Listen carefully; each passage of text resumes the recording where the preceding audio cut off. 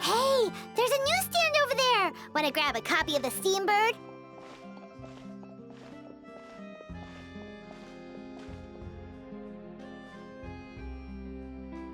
We know our Fontanian friends love a little drama. There's no way they let their readers down. Isn't that Charlotte? And standing next to her, surely that can't be Kaniche? How about... Lost treasure resurfaces at last. Behold the beauty of the Remurian teacup.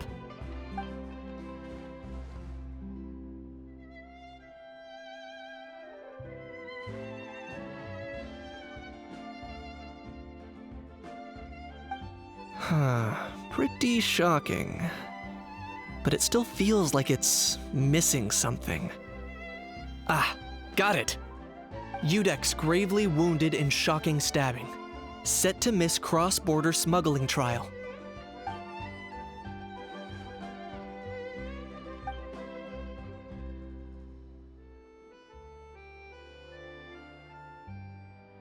Huh? What? Did Paimon hear that right? Neuvillette was stabbed and gravely wounded? No, surely that can't be right. Can it?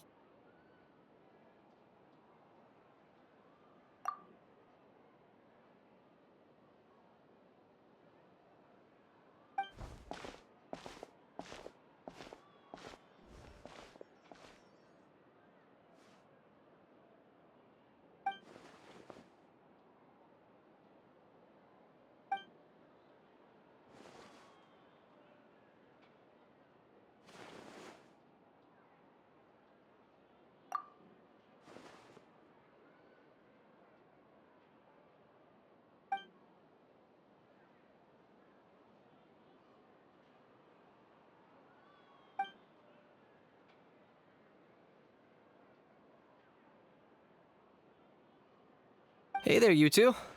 Fancy running into you here.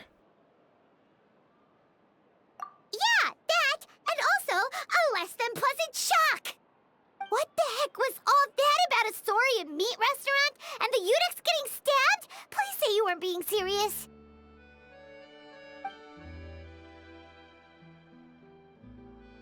Trading tabloid headlines?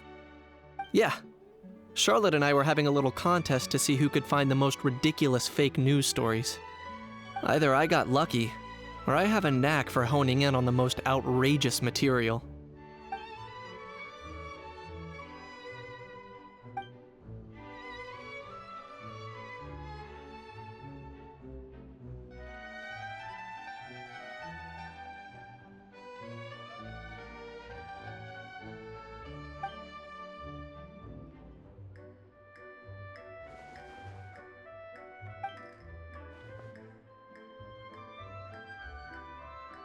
If I had to quantify it, I'd say about 1% of what they write is the truth. Huh? Him? Lenient? Ugh, you gotta be kidding! Ah! Don't get me wrong. I'm not trying to give credit to these so-called news stories for occasionally including a grain of truth. All I'm saying is, even the wildest leaps of the human imagination are always rooted in reality. You mean all those fake headlines you mentioned actually do have some basis in fact? Sure they do. For instance, there was in fact a smuggling trial recently. Considering the amount of speculation surrounding the smuggled goods, it's no wonder there are rumors about restaurants serving saurian meat or teacups being unearthed from ancient ruins. But in reality, the goods in question were simply a few ancient relics dug up from ruins in Natlan. Rest assured, no saurians were harmed in the process.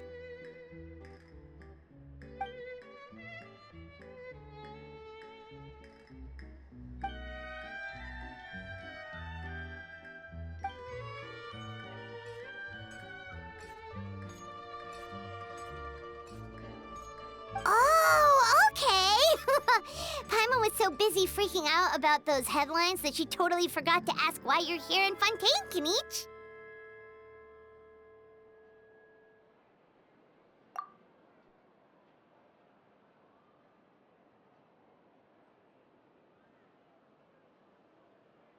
It was a pretty open and shut case, and my testimony in court was clear enough. But I'm guessing, Mademoiselle Charlotte, that you're less interested in the case than you are in trying to uncover some news stories about Natlan.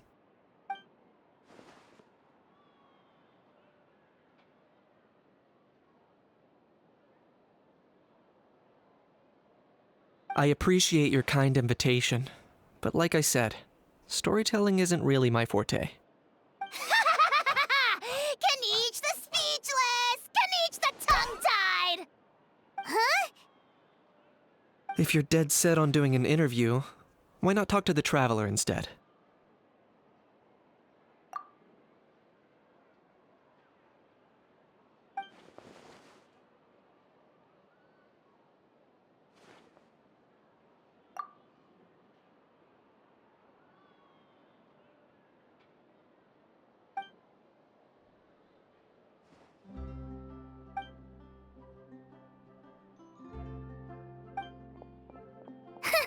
Charlotte never stops, does she?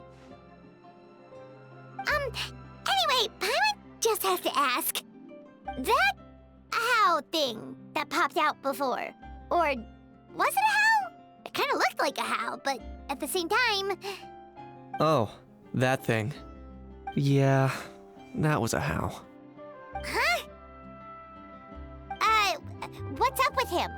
Like, he's still noisy, but he's way quieter than before. It's like he's trying to hide or something. Could be. Not acclimatizing? Aw, poor Almighty Dragon Lord is not feeling well. Too bad he can't come out to argue back. What do you mean? There's nothing physically wrong with him. It actually has to do with a strange law we learned about after arriving in Fontaine. Apparently, it's forbidden to release flying objects within Fontaine city limits during the first 3 days of each month. Paimon sure does. Paimon's been down this road before. There's an easy solution. As long as Kinich holds onto a house tail, he'll be considered an Almighty Dragon Lord balloon, not a flying Almighty Dragon Lord. Not gonna lie, I was considering that. But a How wasn't too thrilled with the idea of huffing and puffing away in the form of a mini helium balloon. That said, it's pretty annoying how he keeps randomly popping up all of a sudden. Anyway, this morning I saw a notice outside the Palais Mermonia about an event that's set to take place outside the city soon. Something to do with filmmaking. I hear that's all the rage here. I was planning to stay here and do some exploring for a few extra days anyway, so I think I'll go check it out. It'll be a good chance to let that noisy helium balloon out. He might even learn a thing or two. If you're free, why don't you come along? I know where it is, so let me lead the way.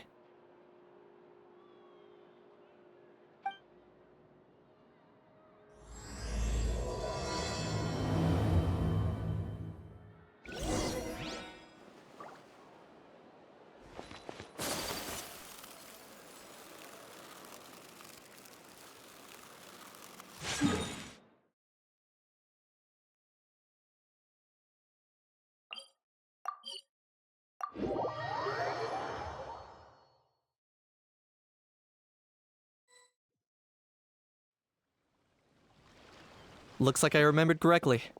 Here we are. Wow, this is awesome! Hard to believe it was just an empty beach before. Yeah, it was still completely deserted only a few days ago when I passed by on my way to testify at the Opera House. There must be some efficient workers in Fontaine. Quite impressive. A few days? One night was all it took. Rap-a-tap-tap, ta-da! But is this all it takes to blow people away? Oh, no, no, no. Given my past experience, I can't let myself get carried away.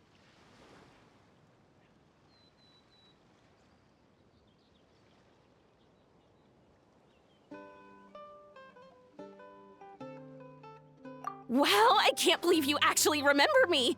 It's me, Lepine Pauline. That's right, the unlucky one. Of course! How else would we have managed to build Fantasyland in a single night? Fantasyland? At least that's how I like to think of it myself. A magical land of fantasy, the stuff of film buffs' dreams. I know it sounds like I'm laying it on thick, but that really is the goal here. As you can see, the theme of this amusement park is Fontanian filmmaking, a place for all film lovers to come together and co-construct a world of dreams. Co-construct? Well, that's a relief. Sounds like you're sharing the cost this time rather than pouring your entire life savings into a single project. Nope! I might be inviting others to help fund this, but that doesn't mean I haven't thrown all my life savings into it too! Huh? You've got to be kidding. Ha! Look at you, puny little humans. Recklessly betting your entire future against some stupid vanity project. If you're expecting even an ounce of sympathy from the almighty Dragon Lord, dream on! Mockery is all you shall get, straight from the heart! Sorry, just ignore that little gizmoid. He likes to butt in occasionally. Do go on. Gizmoid? Who are you calling Gizmoid? You're the Gizmoid! Wow! That's quite a nifty mecha you've got yourself there. Is it some sort of smart personal assistant? You ought to let Miss Charlotte see your cool gadget. Who knows? Maybe you could even look into mass production. Mass production? Ugh, insolent, vulgar, and disrespectful! I, the almighty Dragon Lord, am one of a kind! There has never been another like me, nor will there ever be! And another thing, smart is the understatement of the century! I shall have you know that I am Kahulahau, forebear of ancient wisdom! I lived for eons long before any of you were born! What? Heavens above! I beg your pardon, forebear of ancient wisdom. Please, I meant no offense. Idiot meets idiot. What's all the fuss? Making some new friends, are we?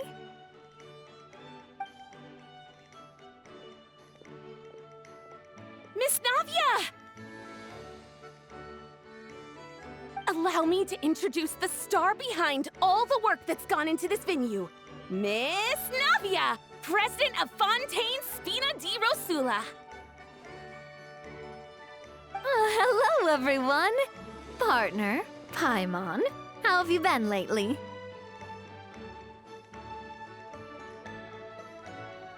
Hello there. I'm Kanich. What about me? What about me? My useless servant can't even give me a proper introduction. You think someone yelling their name out in the middle of a public street really needs an introduction? He's not wrong. I caught yours just now, in fact. So, you must be the almighty Dragon Lord, Mr. Ahau. It's a pleasure to meet you.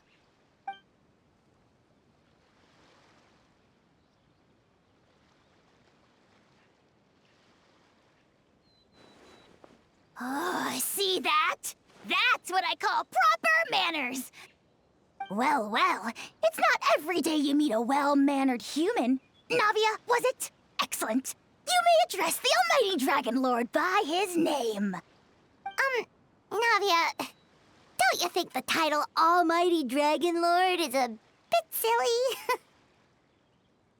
It's no big deal. All little animals do that, don't they? I mean, try to puff themselves up to look more impressive. Anyway, it's all thanks to Miss Navia and the Spina di Rosula that Fantasyland's gotten up and running in the space of a single night. Honestly, thank heavens! After all that paperwork and endless waiting, the event and venue finally got the green light. I couldn't wait a moment longer. The second the approval came through, I reached out to President Navia, hoping she could lend a hand. After all, who else but the Spina di Rosula would indulge such impulsive demands?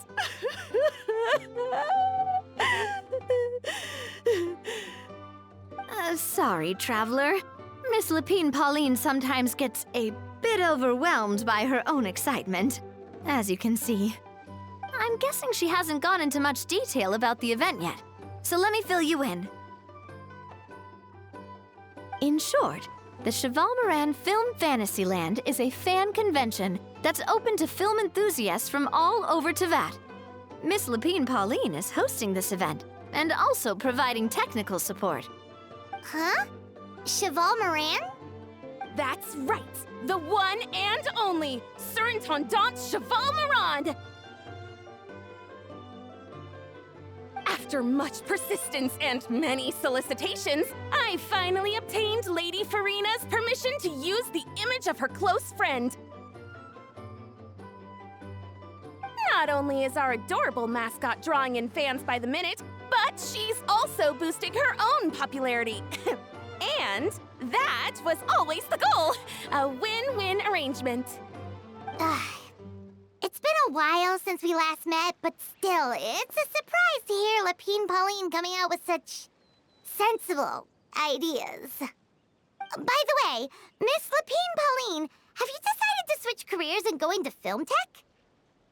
Not exactly. By chance, one of the prototype lenses I developed caught a photographer's eye, and it's now being used for the latest cinematic productions. Thanks to this unexpected opportunity, I've had the chance to invent various film-related equipment and props. That's right.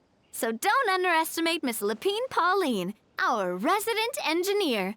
She's the technical powerhouse at the core of this entire event.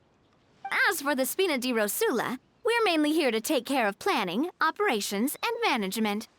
For anyone feeling inspired to set up a booth, Miss Lapine Pauline and I will provide the necessary technical and operational support once their application has been approved. By the way, traveler, are you at all interested in taking part? It would be a chance for you to earn some extra income. Plus, with your skills, I'm sure you could bring something special to the table.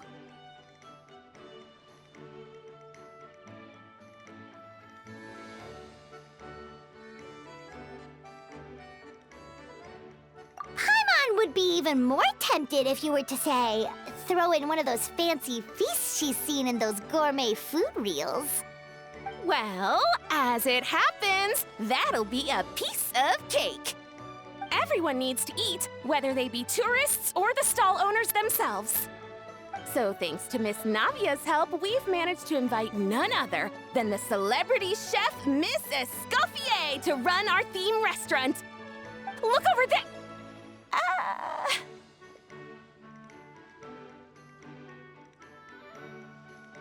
You! Yes, you! For the last time, the ingredients have to be in the right ratio! Get it right next time, or you might as well just lie down on the chopping board yourself. She seems a bit busy right now. Well, I'm sold. I think I'll make a How go be her assistant. You little... What's your game here? Demoiselle, sorry to bother you, but there's an issue over here that requires your personal attention. Apologies. Looks like it's back to work with me. Please feel free to take a gander at what we've got. Anyway, if you're interested in taking part, come find me later.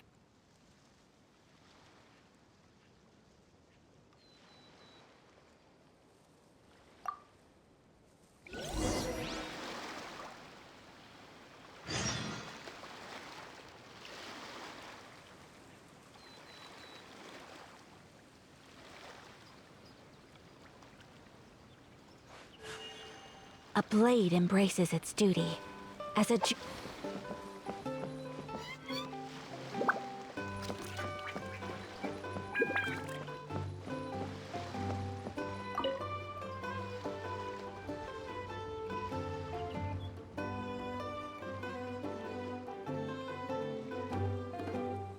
Traveler, it's you!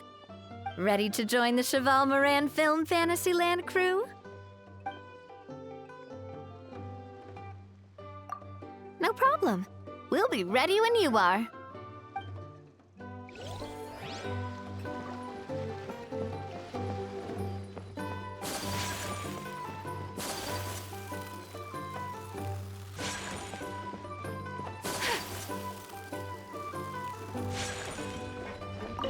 The fresh vegetables from the new batch are exceptional quality. I just wish I could say the same about the new staff.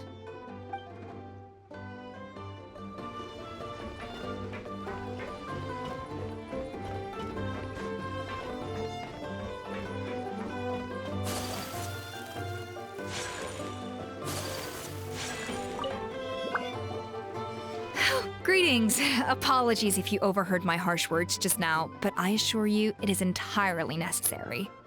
The sheer lack of standards here will be the death of me. Do you have any idea of the kind of customers I'm gonna get with how lax things are at the moment? The ones that leave their guns behind by accident, and then come back to collect them later bringing ammunition with them. Yeah, that's the kind of customer you wouldn't forget in a hurry. Oh. Wait, has that happened before? No, it's just the mention of guns reminded me. Someone did actually leave their gun nearby. Huh? Just before we started setting up, as we were cleaning up the site, someone stumbled upon a mysterious locked box. It didn't look like something from Fontaine, though. It had more of a Natlanese vibe. Oh? Do you think a foreign tourist might have left it behind? That's what I assumed at first. But the box was buried beneath a pile of wooden planks, rocks, and whatnot, so it seemed like someone deliberately hid it there. But I didn't see much point in speculating, so the best thing I could think of was to hand it over to the authorities. I trekked all the way over to the Palais Mermonia just to hand it in. Ugh, it was exhausting. What did the authorities make of it? Oh, they made a mountain out of a molehill, as usual. Before even addressing the question of what was actually inside the box, they had several heated discussions about whose responsibility it was to write the lost and found notice. Thankfully, the ever-reliable Officer Sedine stepped up and immediately called in the Marechaussee Phantom to crack the lock and check if there were any dangerous items inside. And, as it turned out, there was a gun. Wow, that's a dangerous item, all right. Mind if I ask what kind of gun it was? Oh yeah, Mr. Kanich, you're from Natlan, aren't you? Do you know a lot about guns? You could say it comes with the job. I have an interest in weaponry and the like. Ugh, such a spoiled brat. What, are the toys I gave you not good enough for you anymore? Yep, got sick of those long ago. You little... Don't dare you turn your nose up at my gifts! Why, Time for a timeout, old-timer. Sorry, where were we? Oh yeah, do you recall what the gun looked like? It's a bit hard to describe. If you ask me, it didn't even really look like a gun.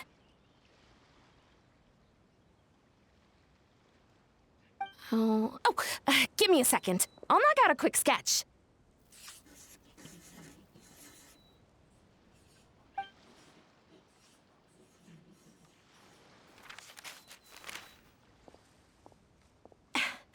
Something like this.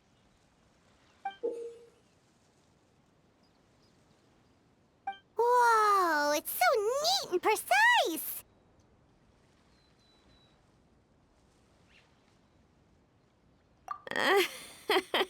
It's nothing. Sorry. Is something wrong with my drawing? I know it doesn't really look like a gun, but I assure you, this is exactly what it looked like. And it certainly could shoot as well, too. I confirmed that with the officer from the Marechaussee Phantom. No, quite the opposite. The features are very accurate, and it is definitely from Natlan. Please, don't mind me. I'm just taking a moment to admire it.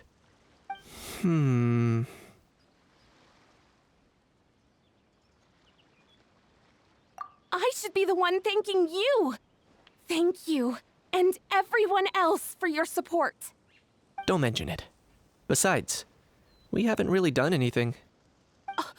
Not at all! The buzz and excitement you guys bring is exactly what this event needs.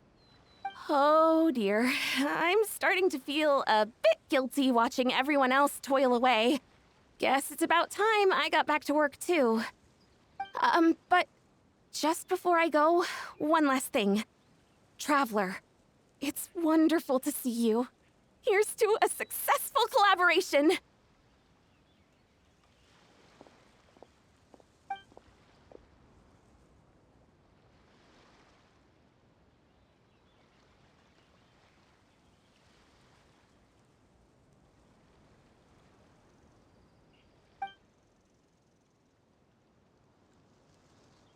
I'm sure you noticed that there was something unusual about that gun. Correct. It's most likely an old weapon dug up from some ancient dragon ruins. Based on my experience, it might be more accurate to refer to it as a hand cannon. But in Fontaine terms, it's not wrong to call it a gun.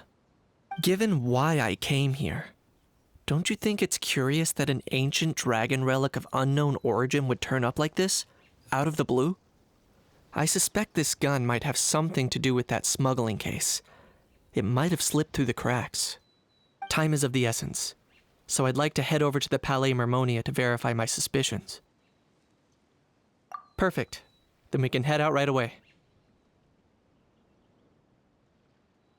Or, if you want to catch up with your friends first, I can wait.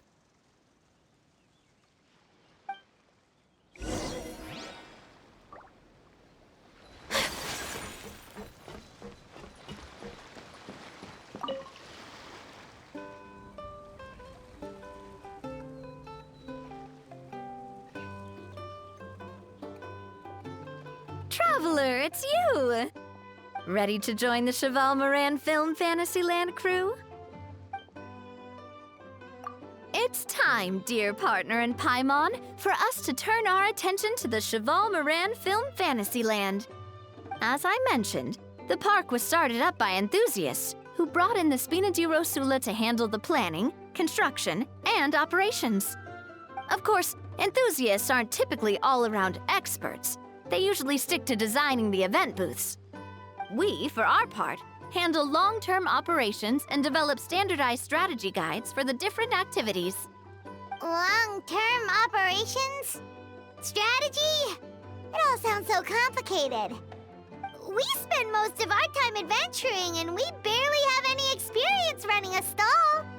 Do you think we can handle this?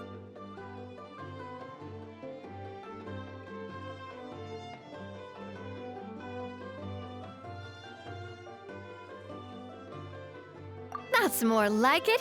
You've seen it all before, haven't you, partner? I'd even go as far as to say you've shaped some of Tevat's biggest business ventures. Anyway, first things first. Let's get an overview of how the whole festival's gonna be run.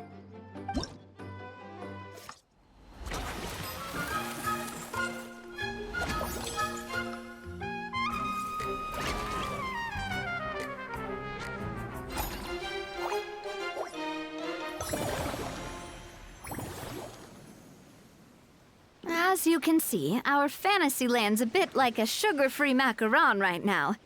Several areas are still under construction. The Spina's only been able to hire a limited number of craftsmen. Besides, we don't have enough experience to handle multiple projects simultaneously. That's why I chose to adopt a time slot-based planning method, so we can focus on specific tasks during each designated period. Upgrading facilities, expanding the venue, hiring staff.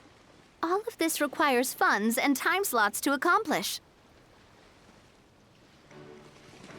So, it's our job to allocate precious time slots in each business cycle to the most worthwhile tasks.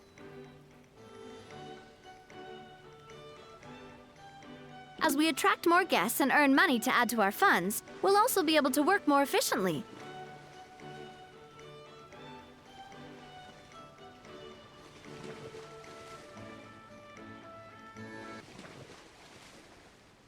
Which will allow us to divide each cycle into finer time slots, which will let us get more done.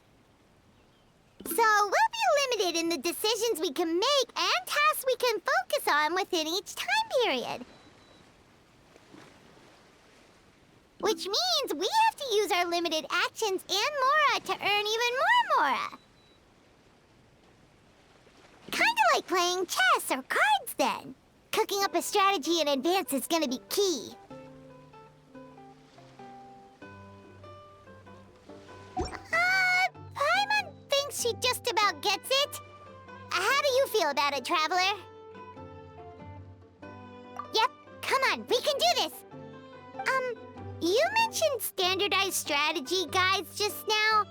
Does that mean there are non-standard ways to take part too? Of course. Film and entertainment mean different things to different people. And there's gonna be a wide range of exciting activities for people to try out. If we're not careful, some visitors might wander off and end up getting in trouble. And others might pick up dangerous props by mistake. To avoid confusion, we need to create a standardized strategy guide for each activity. Just think of it like a walkthrough.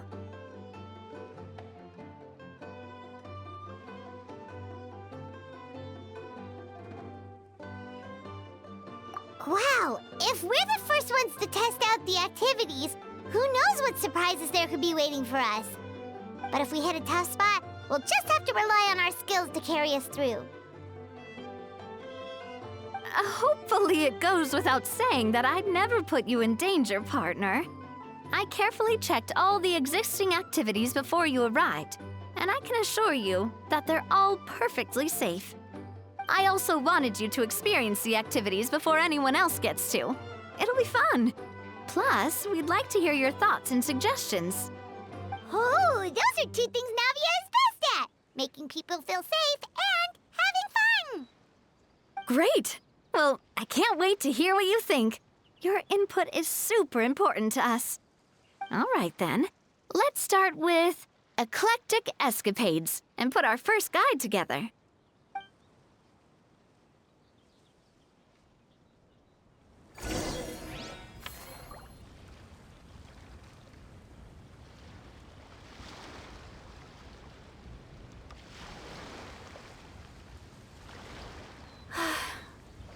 I only wish life could be as leisurely as...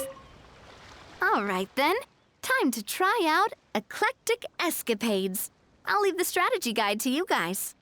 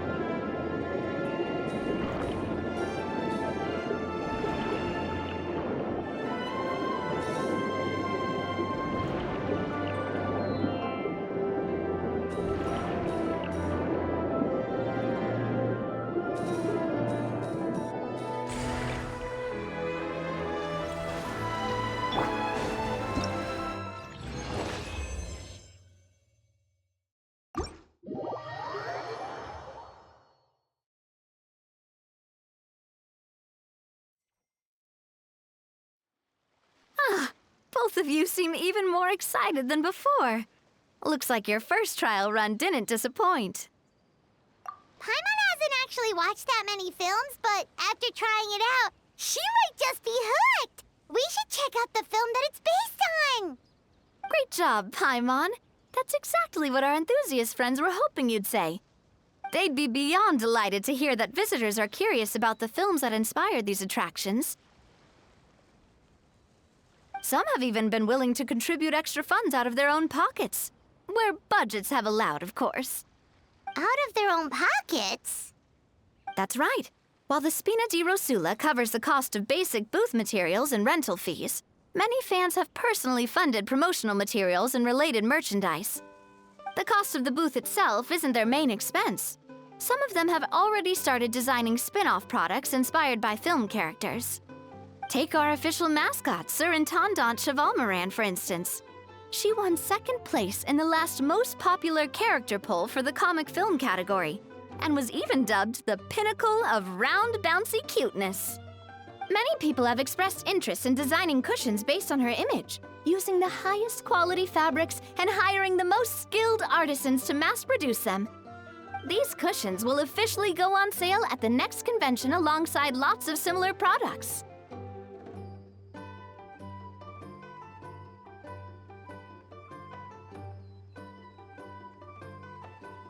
Sounds irresistible, right? Plus, as Surintendant Chevalmoran's guardian and official image rights agent, Farina will receive 60% of the sales revenue. After all, the fans are doing this voluntarily, not for profit, but to promote Surintendant Chevalmoran's adorable image. The more Mora ends up in Farina's purse, the better Surintendant Chevalmoran's meals will be. And who wouldn't be happy to hear that? Oh, Paimon likes the sound of that. Everyone working hard for something they all love without worrying about profit. Still, we can't just ignore Mora completely. Whether it's fan creations or official commercial projects, some level of financial balance is still necessary. The same logic applies to the Chevalmoran Film Fantasyland taken as a whole. Once we finish the standardized strategy guides, our attractions can officially be open to the public. But we can't take personal charge of the ticketing process. There's plenty of work to do at the various booths, and the park itself is a work in progress. We'll need to assign dedicated employees to maintain and manage each attraction. There's a recruitment section on the park's bulletin board. We've received many applications, and each candidate has their strengths. Our job is to match the best candidates to each attraction based on their overall performance. Once assigned, the staff will keep the attractions running, ensuring a continuous revenue stream. Wait, so we've suddenly gone from being playtesters to heads of human resources? That's definitely a first for us.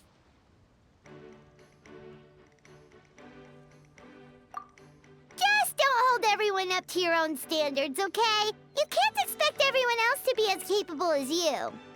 All right, time to review some resumes. Fingers crossed we'll get some exceptional candidates.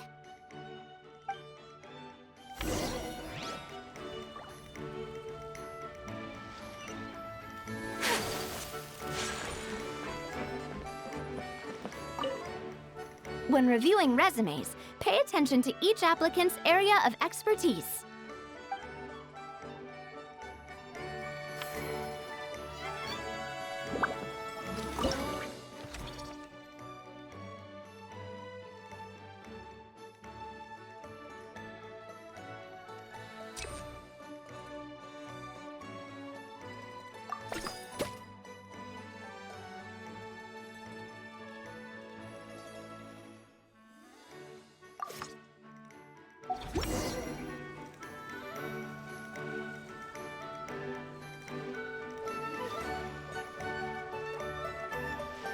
Looks like this particular employee is really getting into their role.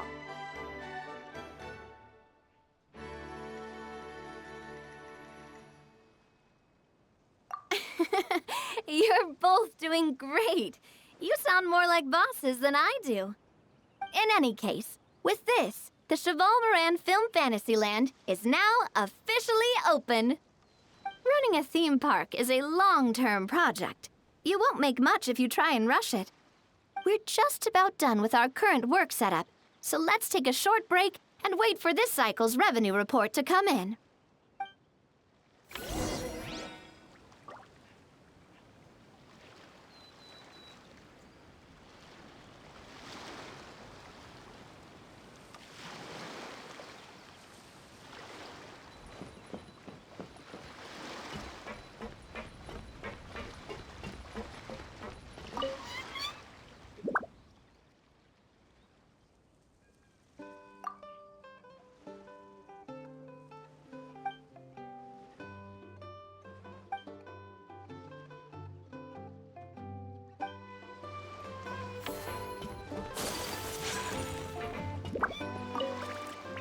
Well, this cycle of operation sure got us off to a good start. On to the next one.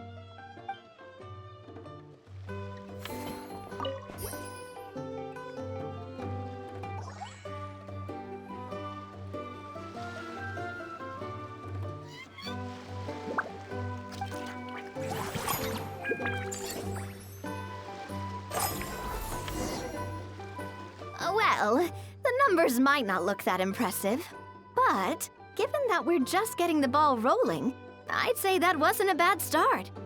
Building on this momentum, we must consider rolling out more unique business strategies during the next cycle. To draw in the crowds, I've invited one of Fontaine's very own celebrity chefs, my good friend Escoffier. She'll be performing right here in the amusement park's restaurant. On that note, let's go catch up with her. So, is the restaurant part of our business strategy too? There are so many layers to this operation.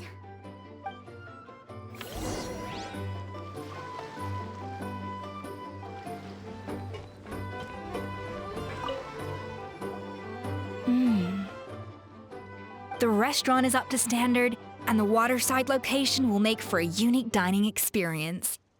The beautiful scenic reflections in the water create a stunning backdrop, lifting diners' spirits and allowing them to truly savor their meals. Ingredients, check. Cooking utensils, check. Looks like we're ready to rumble. Hey there, Escoffier! Oh, my employers are here.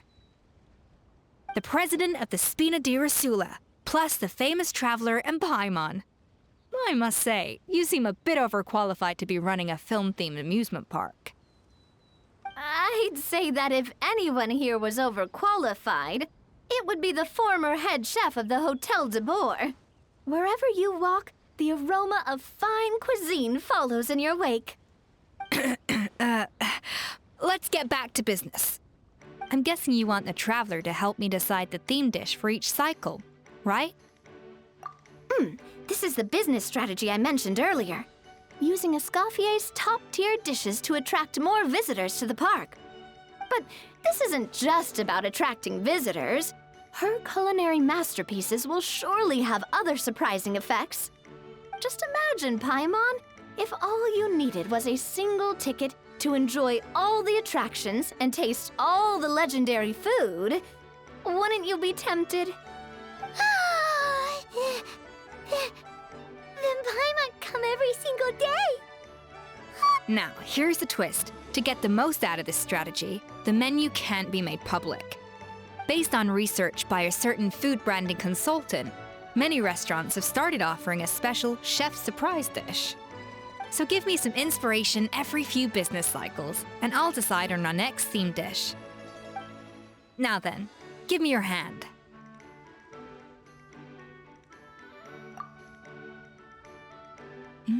A warm and energetic feel. Your hands are calloused from wielding your sword, but still quite delicate. When you grasp its hilt, it's like you're holding the bow of a violin. A sword, then. The theme this time shall be strength. All right, let's find out what strength looks like in gastronomical form.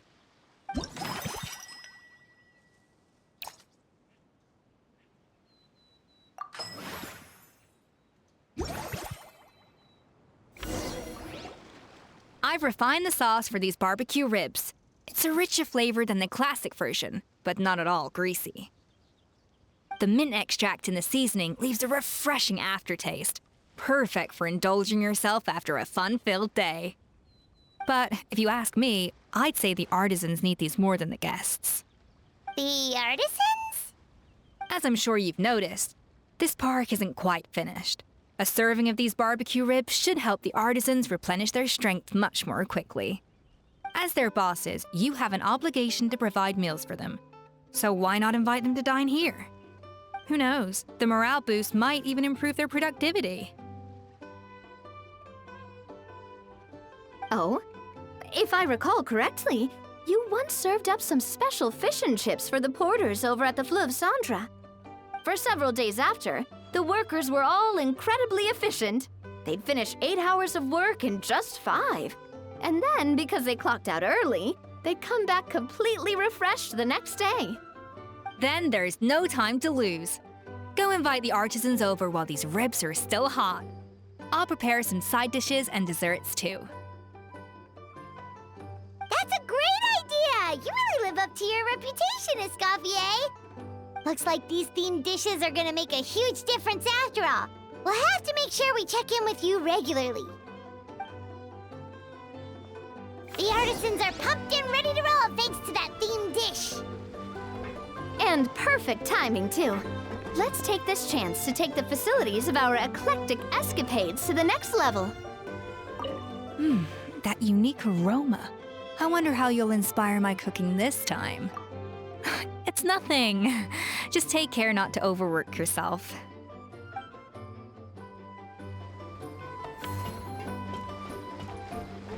Now that everything's going smoothly, it's about time we upgraded our facilities.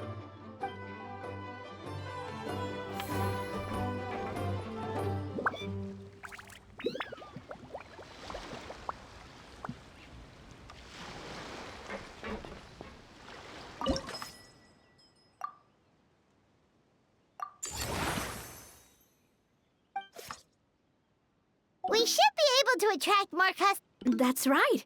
Based on my business experience with the Spina di Rosula, I've quantified the service value to help you intuitively understand how satisfied customers are with each stall. An attraction will reach its ideal revenue only when its service value meets customer expectations. As we improve and expand our facilities, expectations will also increase accordingly. When that happens, we can deploy more capable employees or invest funds in training to enhance our employees' skills.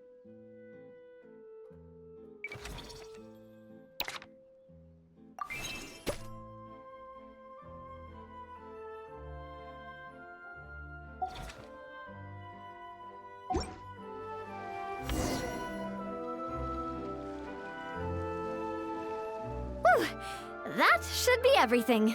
Looks like you've pretty much mastered how to run this park. Huh? Have we really? Thinking about it, we have learned quite a lot, haven't we? Oh, not at all. I wouldn't say I taught you much. Your intuition's been guiding the way mostly. I imagine long-term operations sounded like a scary prospect the first time I mentioned it, huh? But don't let that scare you. Just break things down into smaller steps and tackle them one at a time. Even if you're not a genius or naturally gifted, you'll get it done in the end. Whoa, seeing her own progress has really got Paimon fired up! Actually, she's gonna jot your words of encouragement right down. From here on out, we'll be running the Cheval Moran Film Fantasyland together. Let's make it a big success!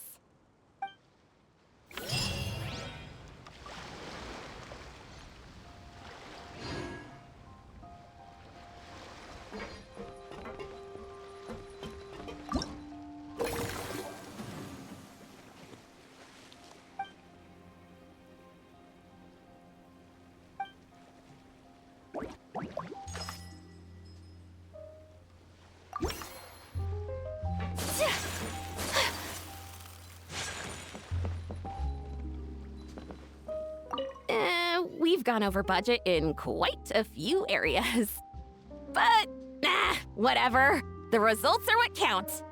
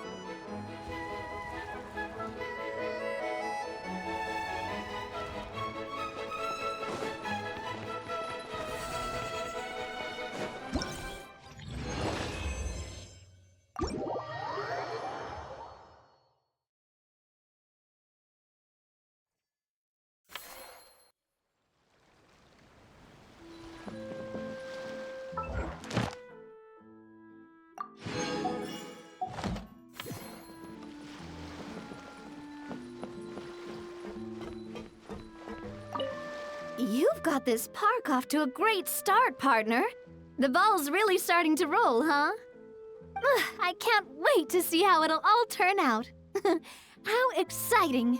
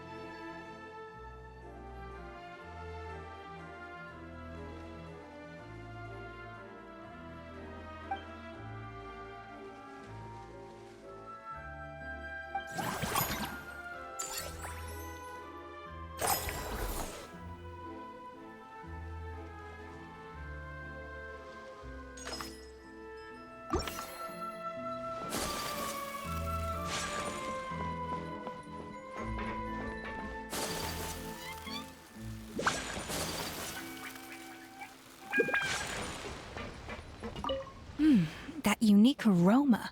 All right then, I'll just...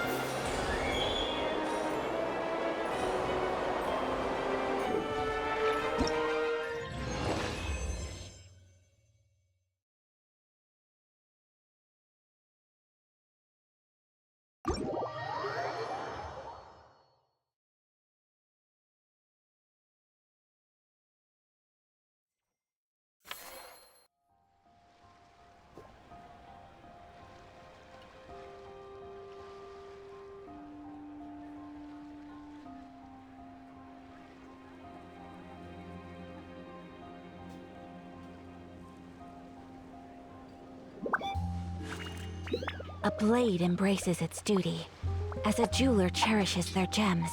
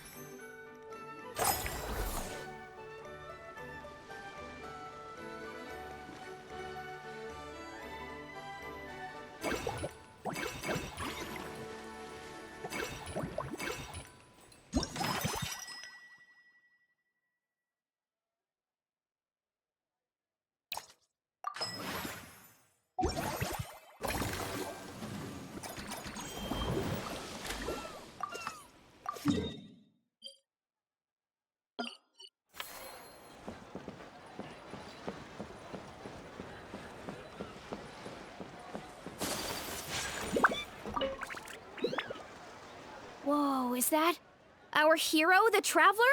And Paimon, too! Oh, I guess I shouldn't be too surprised. Mrs. Coiffier already told me you were the big boss here. But when I saw you just now, I forgot myself for a moment. Technically speaking, the Cheval Moran Film Fantasyland doesn't even have a boss, does it? Isn't it the idea that everyone works together to make it as successful as possible, and then we all share the profits?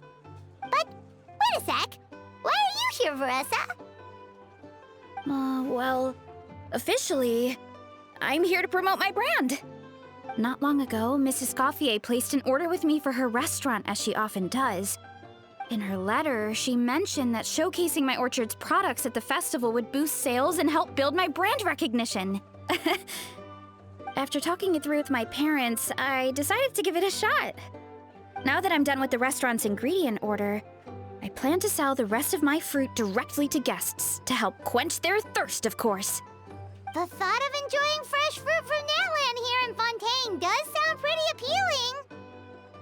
But with this many customers, wouldn't it be exhausting to watch the stall all day? Huh? Am I supposed to be watching the stall the whole time? There's an attraction over there called Movie Masterpieces, right? I heard some of the challenges are based on famous films. Some of those films have even been adapted into great comics. I'd love to go give it a try. So, you're not doing any business at all? Back in the Collective of Plenty, I'd just set up a sign with the fruit prices, place a weighing scale and a coin jar to one side, then let people pay on their own. When closing time came around, I'd wake up and check the accounts. Not a single Mora's ever gone missing.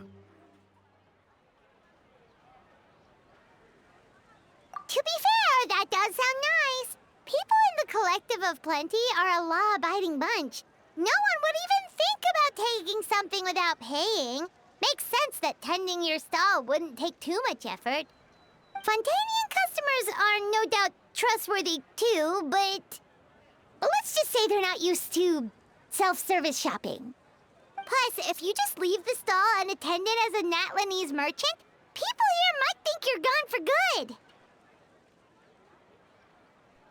In that case, I'd better start acting the part. But I'll need to buy some things in the city before I officially open for business. I promised to bring back some Fontainian clockwork mecha for Kochi-an-san. Oh, and I also wanted to try a few rounds of movie masterpieces. After that, I should be able to focus on my business without getting distracted.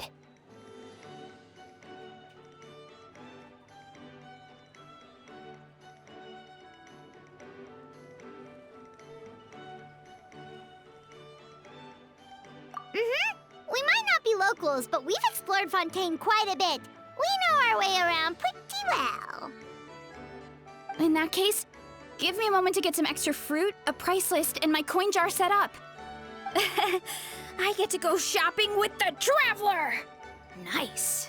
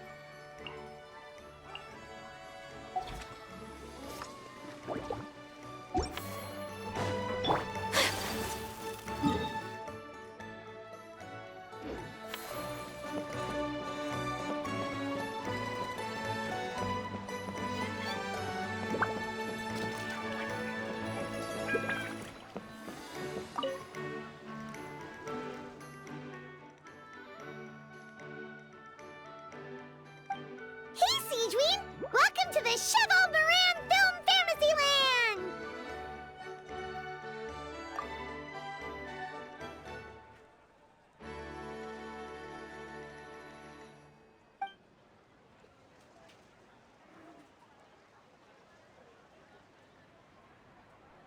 Oh, your encouragement leaves Paimon feeling even more motivated than ever!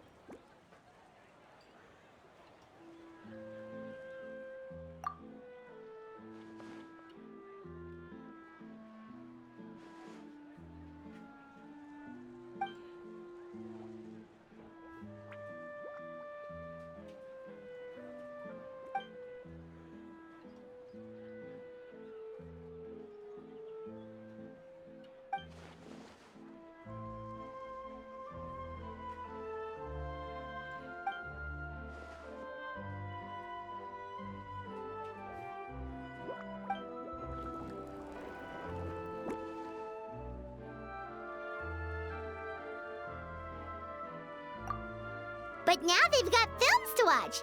Even the ones who used to cause trouble might settle down a bit, right? We have our very own animal-themed area, by the way.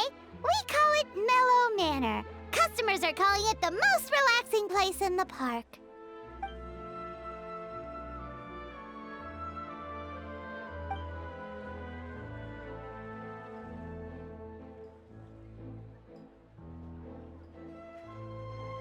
Oh, you mean we could invite Siegeween to be a consultant at Mellow Manor? Now that you mention it, that sounds like a great idea! Siegeween's great at caring for people, and she's so warm and gentle. Looking after animals should be a piece of cake! Yeah, like someone who gives advice and tells the park staff how to do their jobs better. The workload won't be too heavy, but it's important work. Besides, you'll mostly be playing with the animals.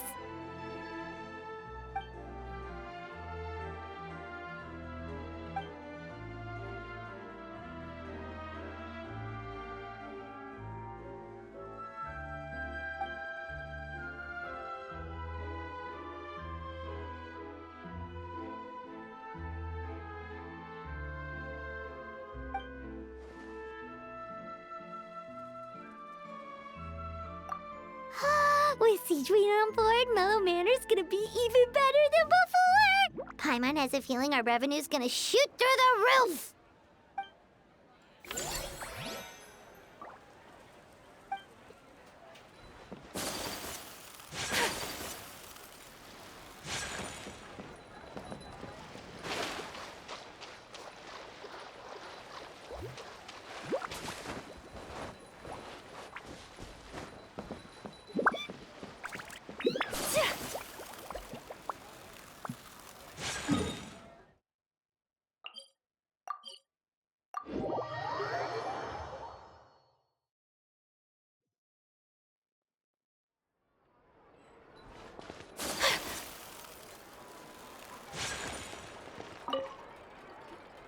Hello, boss.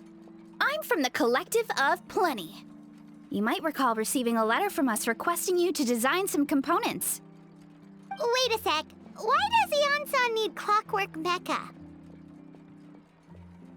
Nothing like that. Our coach just wants to fine-tune her gym equipment so people can target different muscle groups more easily. She mentioned something about a rowing machine to focus on back muscles, as well as a pec deck and a leg press machine. The parts that connect the ropes and weight plates wear out easily, but they need to be strong. So Coach Yan-san thought she'd give Fontanian Clockwork Mecha a try. It all sounds so technical. When did fitness turn into some kind of complex engineering problem? To be honest, I don't really get all the details either. But if it works out, I'll be sure to train according to her revised method. And if it doesn't, we can always stick to the good old methods. If you're interested, I can show you a few beginner exercises the next time you drop by our tribe. You'll be able to smash the records without even breaking a sweat. I know it.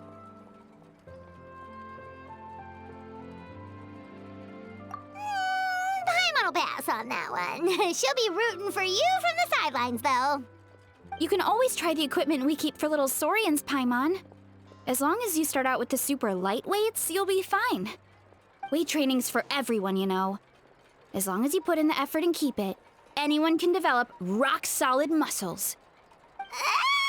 No!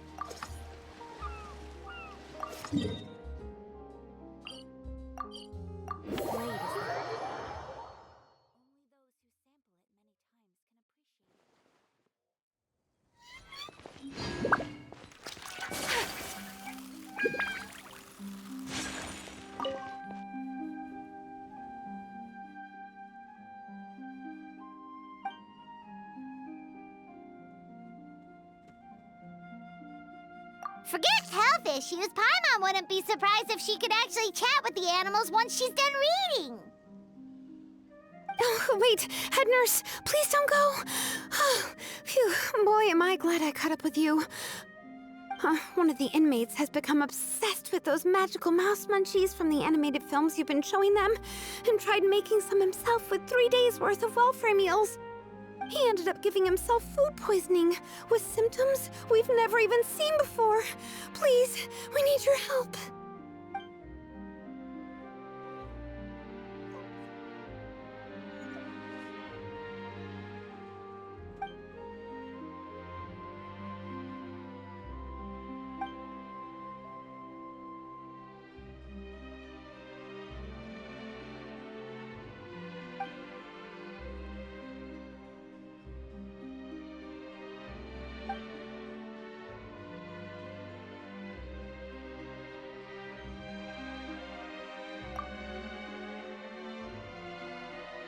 Sijui sure has it tough.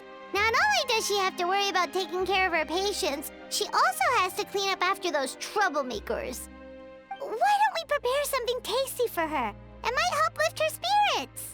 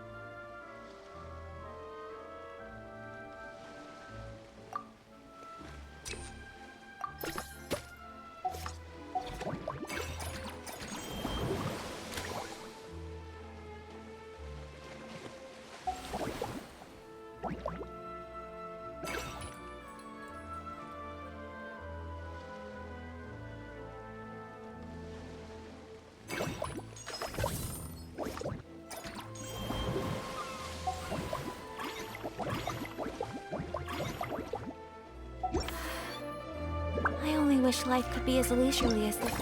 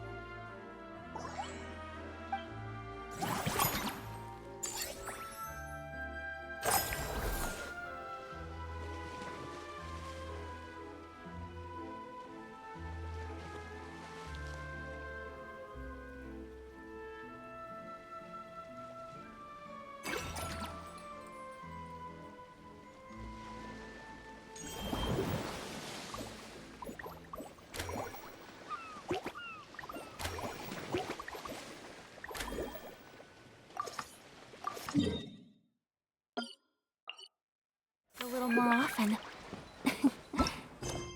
How greedy of me.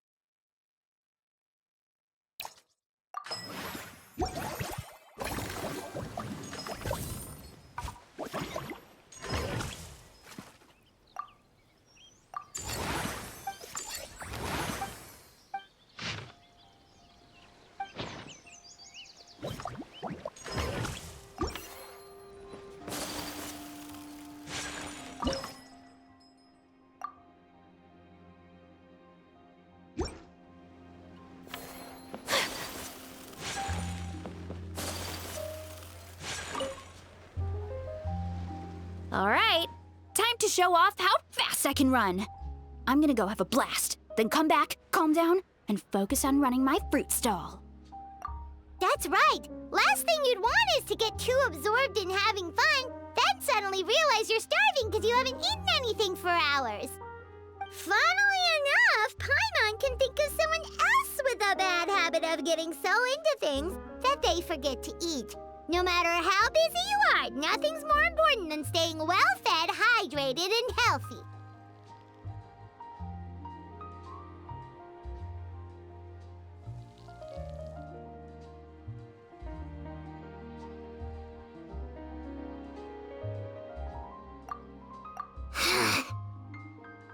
No need to worry about me, guys. I do a lot of long-distance running, so I always make sure to bring some food and water with me. This time is no exception.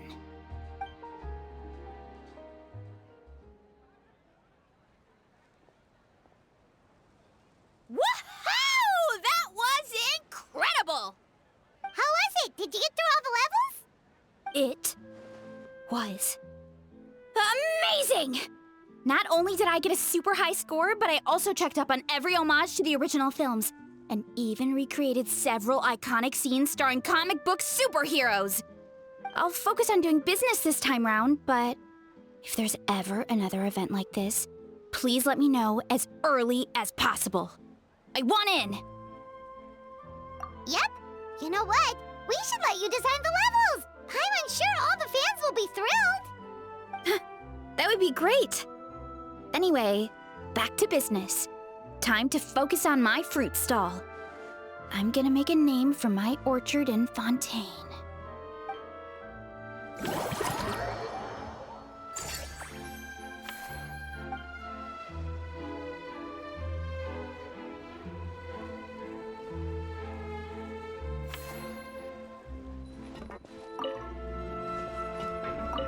Seeing how happy everyone is here, I can't help smiling myself. Would you like some fruit? Feel free to take some.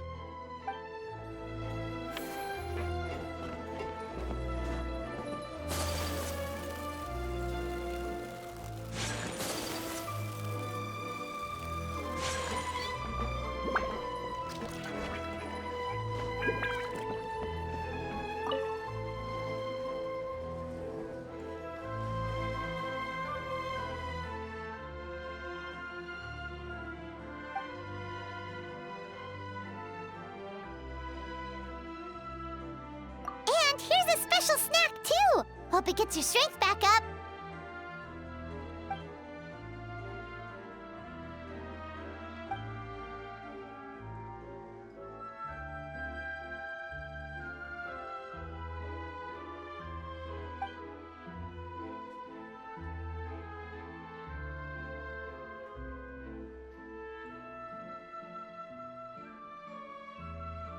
Is it because they aren't paying any attention when they're watching?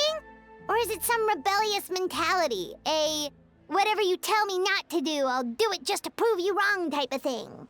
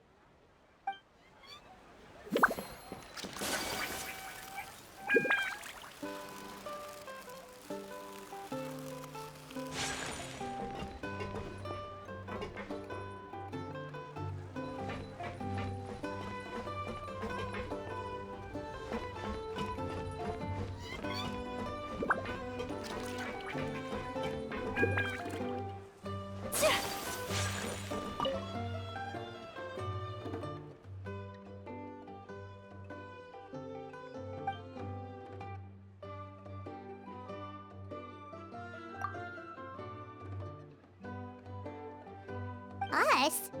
Wait, but Paimon hasn't seen Linny anywhere!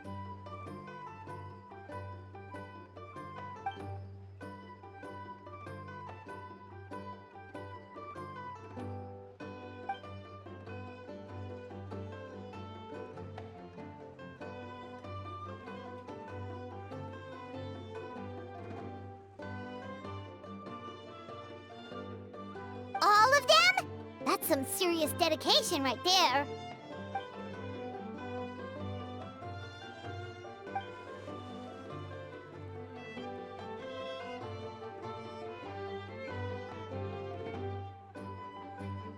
Paimon had no idea Linny was so into horror films.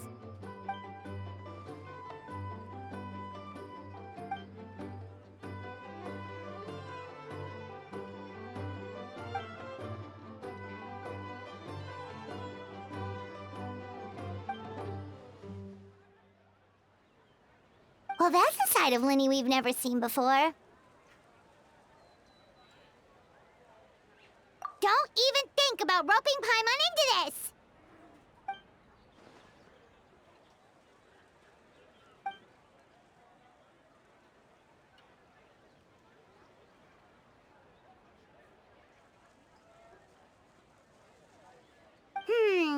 Sounds like eclectic escapades would be more to your liking then. Want to give it a try?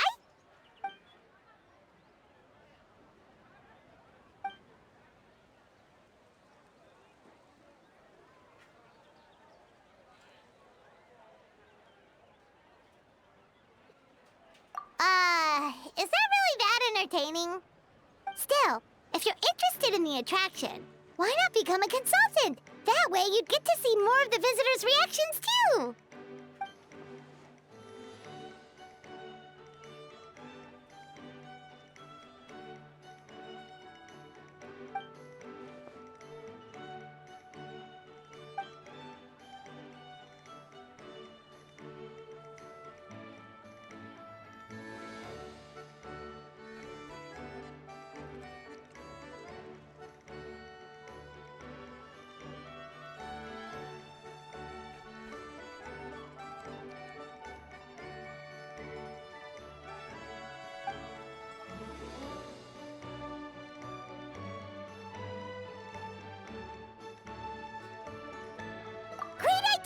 If we can get Linny on board, the Cheval Moran Film Fantasyland will be even more popular than it already is!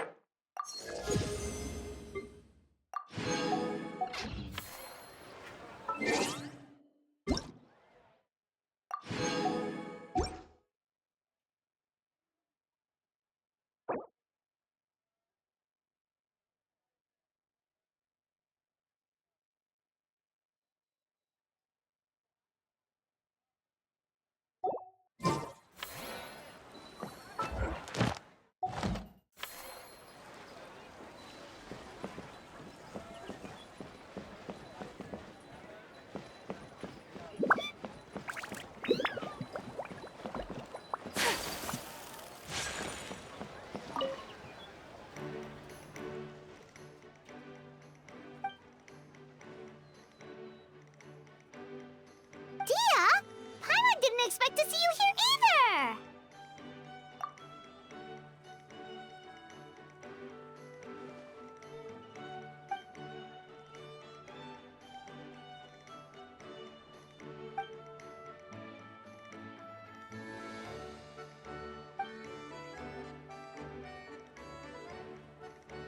Guess that's not scenery most Fontanians see every day, huh?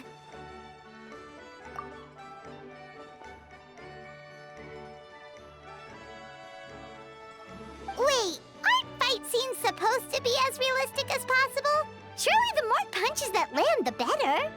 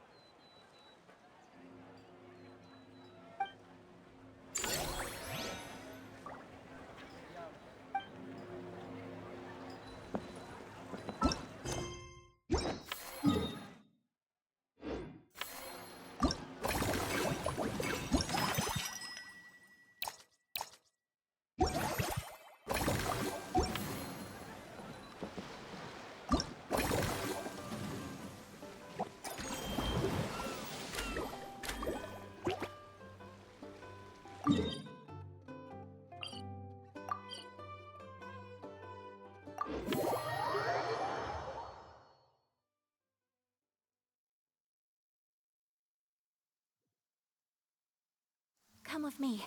Let us find shelter from the rain.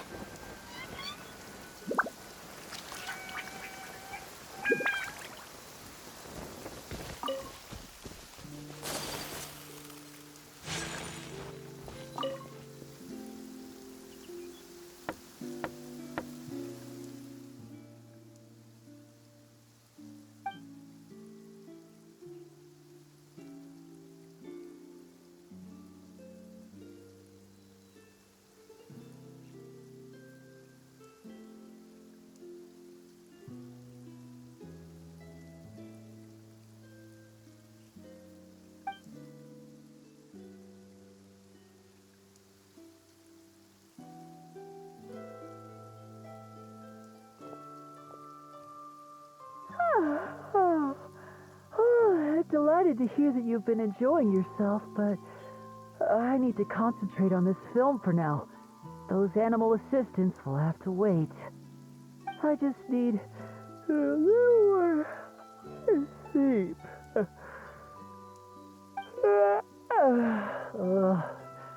Every time I close my eyes, I keep thinking of new tricks. So tired. Can't sleep, but can't get up either. That's right, Lenny. A change of pace should stop your mind from wandering. Wait, Traveler? Paimon? You two are here as well?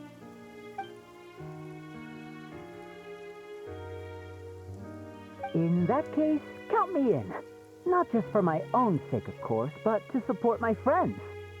Just give me a moment to freshen up.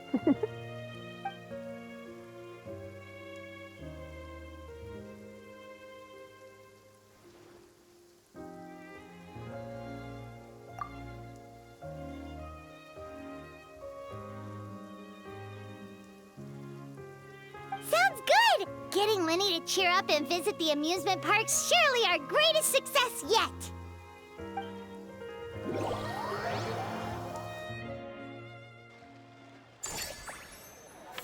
There's a pleasant breeze and glorious sunshine.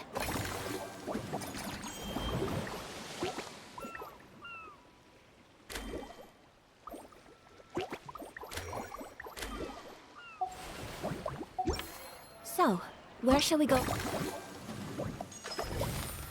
for a walk?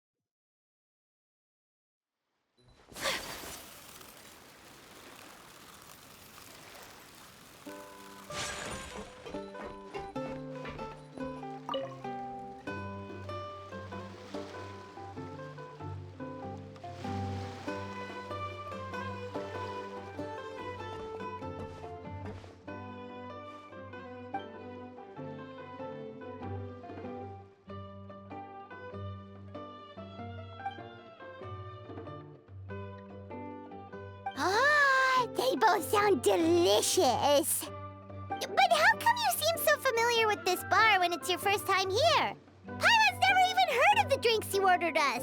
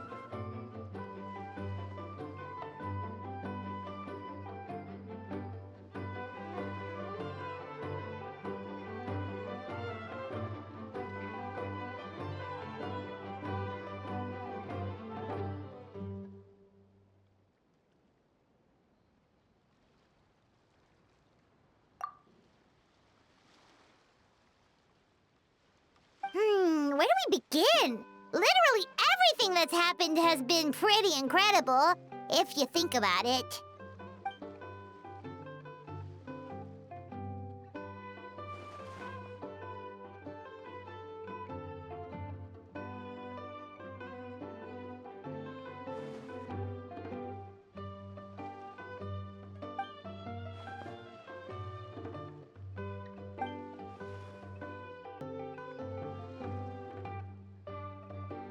Huh?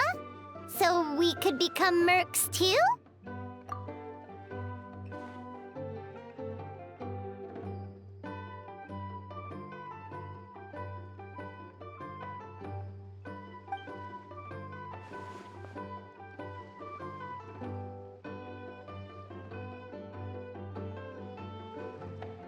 That actually makes a lot of sense.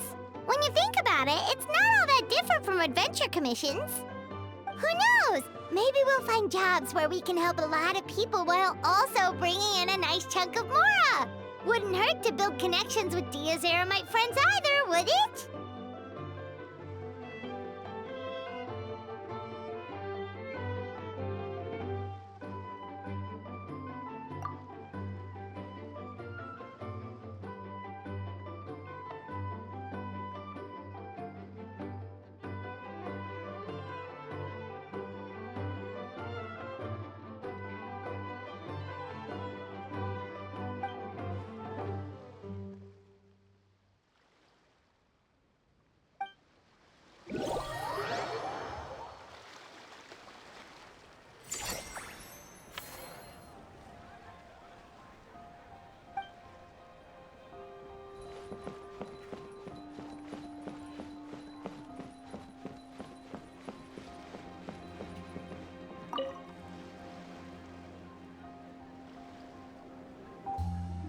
Thanks for inviting me to come down, you two.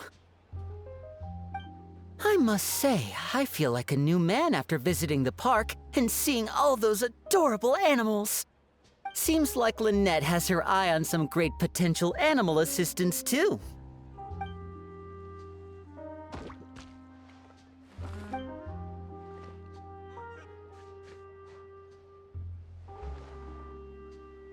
Oh, and did you see those weird mushrooms? Can we take home a few of those as well?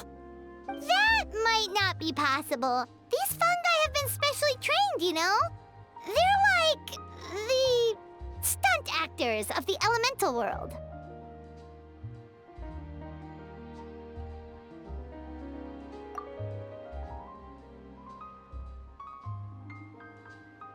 Are you sure about that? Paimon's pretty sure we've never seen a cat anywhere near as big and as soft as a fungus.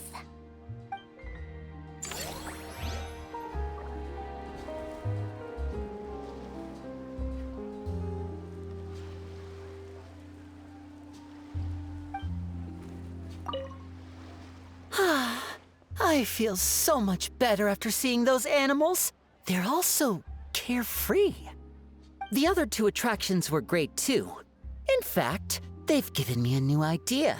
An interactive magic show with a moving stage. We'll start working on it as soon as we've finished filming.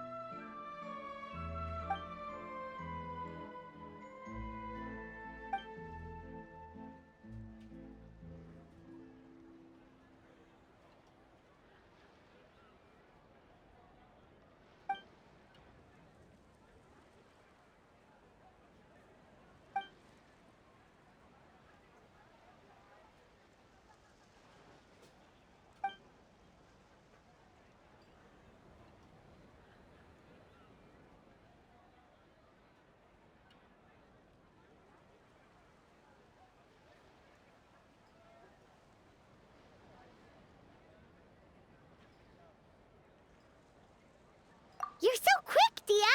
Everyone agreed just like that! Guess that means we're now official partners of the Blazing Beast! Hooah! Watch out, world! There's a couple of new mercs on the scene! Maybe Paimon should give herself a proper mercenary name.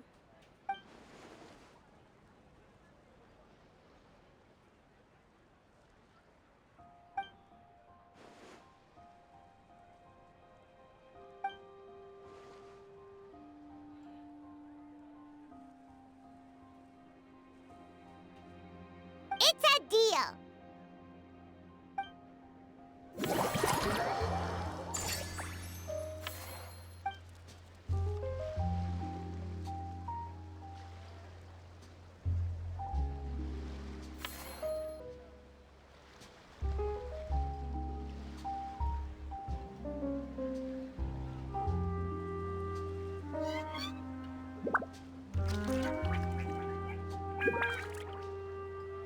So this is a day in the...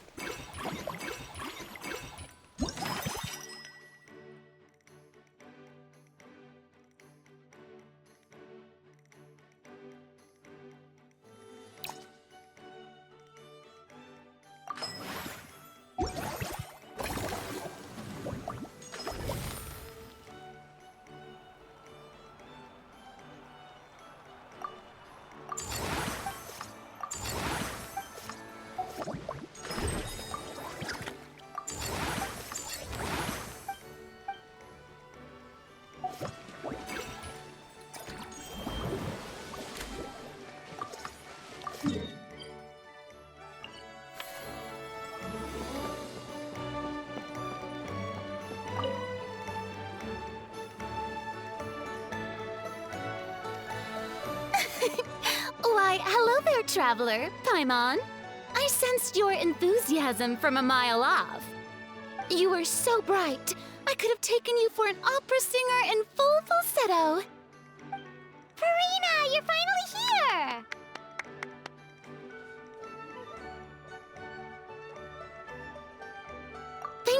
Thank you. I am just as thrilled to be here as you are to have me. More seriously, I'm not the star this time. That's you two, alongside all the creators sharing their passion for film with the world. Honestly, when I was first asked to approve the plans, I thought this would just be a small event. I never imagined that the Cheval Moran Film Fantasyland would expand to this scale so quickly.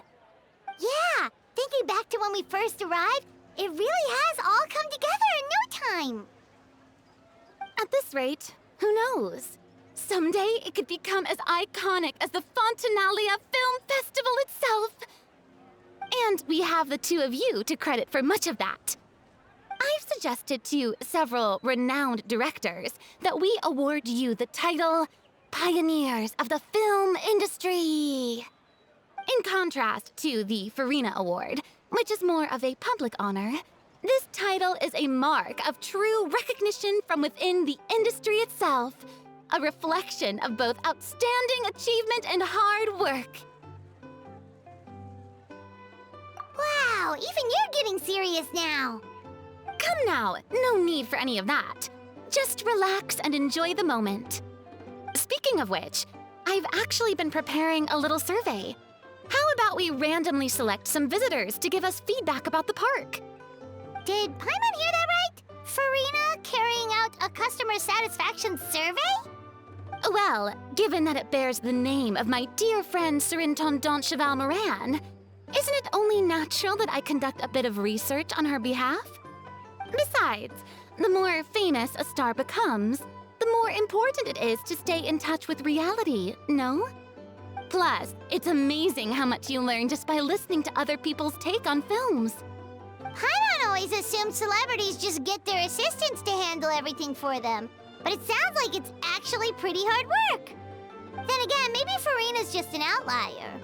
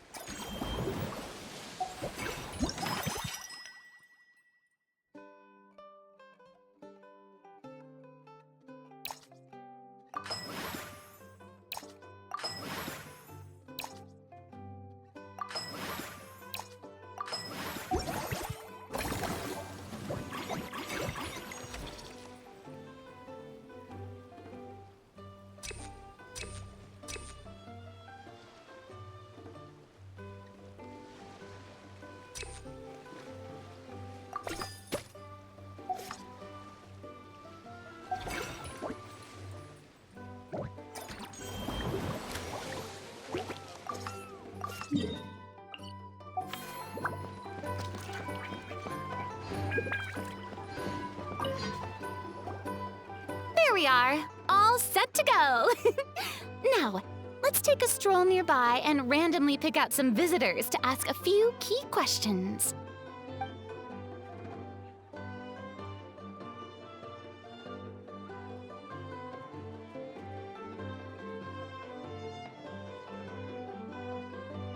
These suggestions are surprisingly detailed.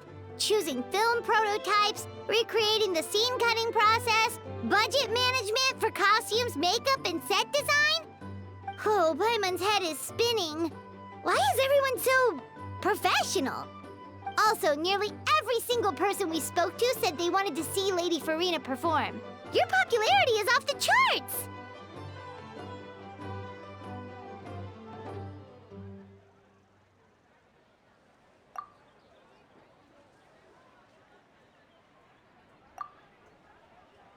To tell you the truth, I have no plans to perform this time around.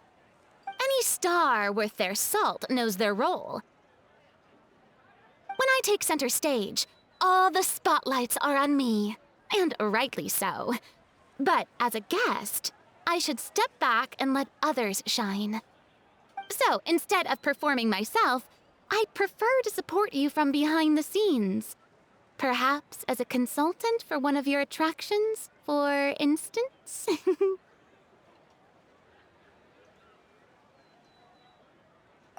that's right! Movie Masterpieces is all about film expertise. There really would be no better candidate than you! Oh, wonderful! Then I shall give this role my very heart and soul. Once I've had a moment to prepare, we can meet up for a slice of gâteau from my pâtissière suprême before we get started.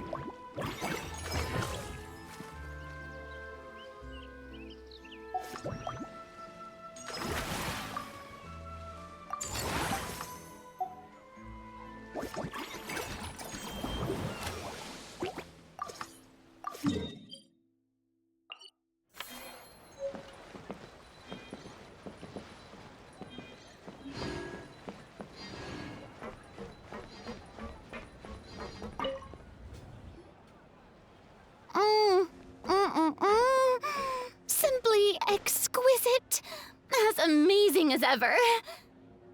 Escoffier, have you ever considered starring in your own film? I can see it now. Val's en cuisine. A riveting tale about the art of extreme cooking. I'm sure it would be a hit. As it happens, I'm already doing something similar.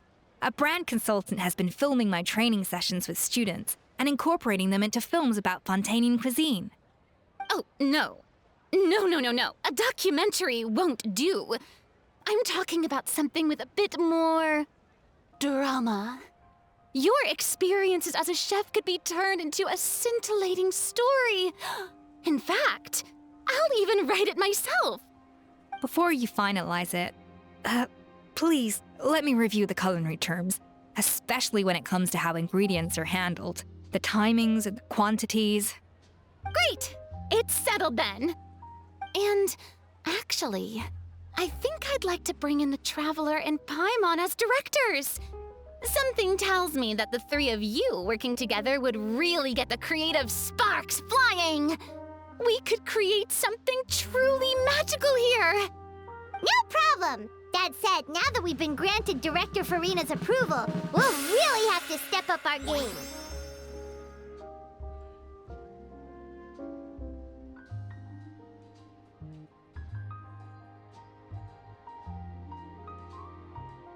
Excellent!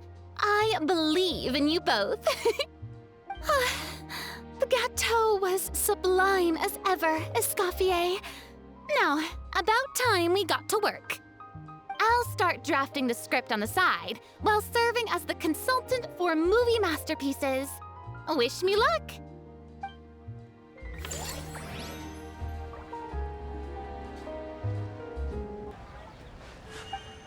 A blade embrace. A truly great adaptation must capture a film's core themes and seek to convey the inspiration that lies behind them.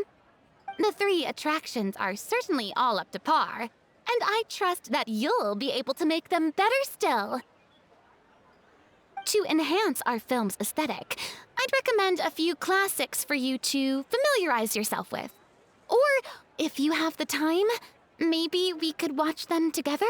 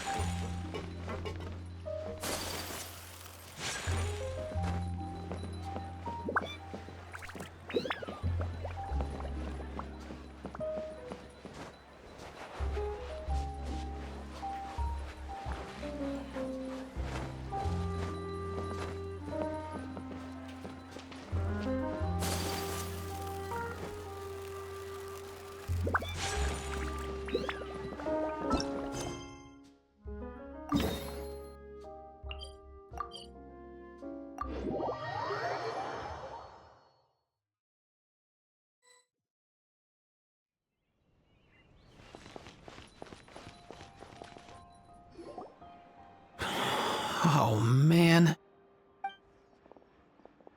Bro! Are you mimicking me? Now's not the time. Come on. No, I mean, one of our buddies is here, for real. Quite a few of them, actually. Auroran, what are you doing here? And who's this? Allow me to introduce you. Bro, meet bro.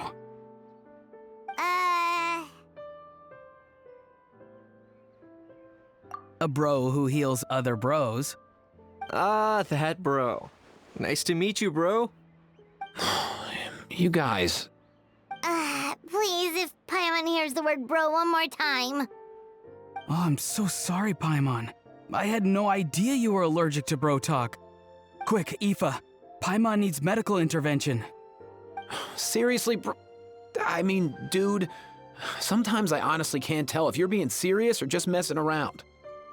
And Kanich, come on, brother. We've known each other for how long now, and even you won't let me off the hook? It's quite hard to resist. In that case, guess I'll have to introduce myself. Hey, traveler, I've heard a lot about you. I'm Aoife, a vet from the Flower Feather Clan. Oh no, not you too! Oh, that wasn't directed at you, Aoife. It's nice to meet you. Anyway, back on topic. Wait a second. I lost my train of thought. What were we talking about again? Why, you're all here, of course. For vegetables. Kikuku. Huh? I'll go first. It's for the Chevrolamine Film Fantasyland. Wait, is that right? It's Cheval Moran. Ah, right. I keep stumbling over that one. Guess I owe Cheval Moran an apology, even if she's not here.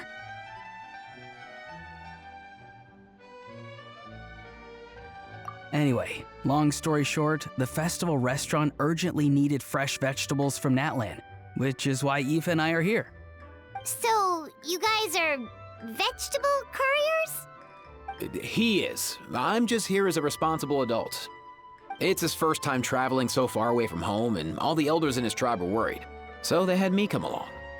Even though it's your first time too. Right, but they still picked me to accompany you. You gotta wonder why that might be. Don't you get it? They all just saw how overworked you were, so they used it as an excuse to send you off on a vacation. Wait, what? So I'm getting the grandson treatment now too? See? Doesn't matter how much older you are than this dude. Hang out with him long enough, and you'll eventually find yourself being treated like a kid. Meaning everyone looks after you. What's so bad about that? In theory, nothing at all. In that case, guess I better start over. Hi guys, my name's Aoife, and I just turned 5. Paimon's not sure who the responsible adult is anymore. So, what about Kikuku? If he was here, we'd be making more of a ruckus than we already are. That's exactly what's got me worried. Aoife, there's nothing to worry about. You're a big boy. You can handle yourself now even without Kikuku. You think that's what I'm worried about? Anyway, my priority right now is Kikuku. Suffice it to say, Kikuku's in big doo-doo. How so? He's so small, and all he knows are a few harmless phrases. What kind of trouble could he even get himself into? Let me guess. Did he get caught out by the law on flying objects? Bro, you too? Not me. How? Oh, that pesky little chatterbox. So that's why he hasn't interrupted us this whole time. Guess he's too scared to show his face. That, plus he's already spouted enough nonsense for one day. So I've put him on mute until tomorrow. Nice one. If I was even half as decisive as you are, I would have kept a closer hold on Kikuku so he didn't get a chance to go flying off. Oh no, bro. Or rather, did Kikuku get caught by the guards for flying around? If they had managed that, we'd at least be able to track him down. But when the guards started chasing him, Kikuku flew into that building next door. I wouldn't be surprised if there was a high-stakes pursuit going down in there as we speak, just like one of those cool crime movies. Which building? That one? Yup, that's the one. Kukuku sure has a good eye for a getaway. It's the tallest building around. I may be able to fly up pretty high, but checking every last window would still take quite a while. As for Aoife, well, let's just say he's not flying anywhere without a Saurian. Sorry about that. Not like it's my fault, though. You don't have to apologize on my behalf. Wait a sec. What's this got to do with how high you can fly? Kukuku's got himself into a real mess here, like a panicked animal running straight into a trap. It's pretty worrying. I'm starting to picture him flapping through a barrage of gunfire while important documents are flying about left, right, and center. Heck yeah! If anyone can pull it off, it's Kukuku. He's always been such an awesome Saurus. I believe in him.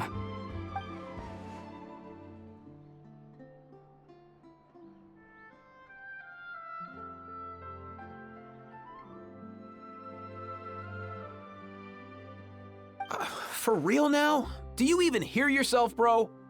Of course I'm for real. I'd never make light of something like that. All right. Everyone's an awesome Saurus. Well, the human version.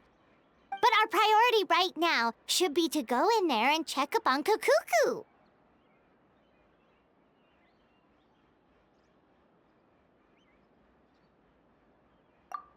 Leave it to us. You sure? Wow, awesome. That'll be a huge help. And if Kukuku doesn't listen to you, I give you permission to pull out a couple of his feathers. Wait, since when was that up to you? Well, then it's your call, bro. All right then, if Kukuku doesn't listen to you, I also give you permission to pull out a couple of his feathers. There you go. If he objects to that, tell him to come find us. He won't. Trust me. Back when we first met Kukuku in the wild and I begged you to take him under your wing, I never imagined you'd end up spoiling him rotten. And I never imagined you'd be nagging me about it. Oh, well, I definitely saw that coming. Huh? You're only 5 years old after all.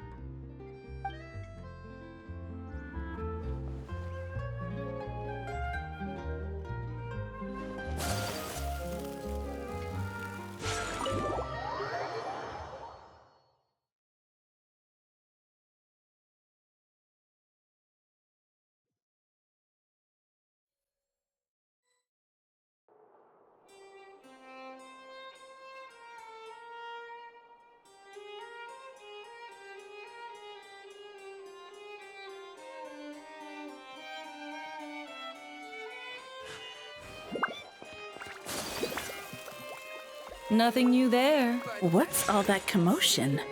Are they arguing in there?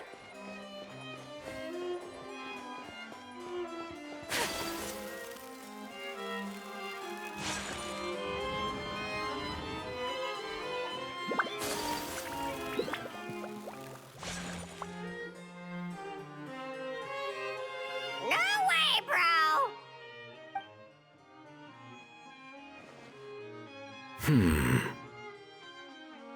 Did he say he came from Natlan?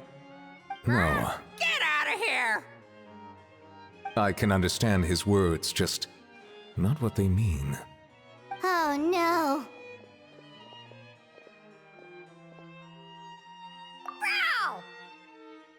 Bro! He keeps repeating the same things over and over again. Oh, you know one another. He's a friend, yeah. A Saurian friend, let's say. Great. Well, that was easy. Looks like we've tracked down the owner. Guess that's one less lost and found notice for you to write, Monsieur Neuvillette. For real? Traveler, was there something important you wanted to discuss with the Udex? I'm just about done with my business here. Need me to step out? Stay and hear them out first. Perhaps it will have some bearing on your own work. If I'm not mistaken, you are the same Mr. Kanich who served as a witness in the smuggling trial? I take it there's been a further development in the case. That's right. Very perceptive, Mr. Udex. So you've met Nervalette before? But wasn't the trial overseen by another judge? I've seen his photo in the papers. But as for this other gentleman... Allow me to introduce you to Mr. Wriothesley, administrator of the Fortress of Meripede. Or in layman's terms, Fontaine's prison warden. Please, feel free to share anything about the case. There's no need to keep anything from him. Pleasure to meet you. Pleasure to meet you! Wow, that sounded just like me. But should we really discuss official business in front of the Saurian? Oh, wow! Oh, no! I believe he said... Or rather, I suppose he meant that he'll keep this to himself. Though I should mention, Mr. Kukuku, that we will have to ask you to sign a confidentiality agreement. Sure thing, bro!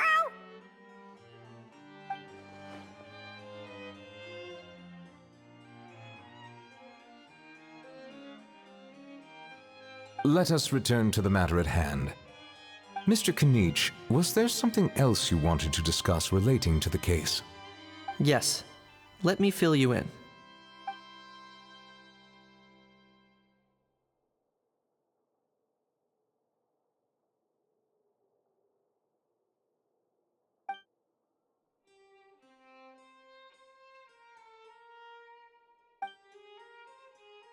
Wow! It really is exactly like Lapine Pauline's sketch! That must be all that practice drawing engineering blueprints, huh?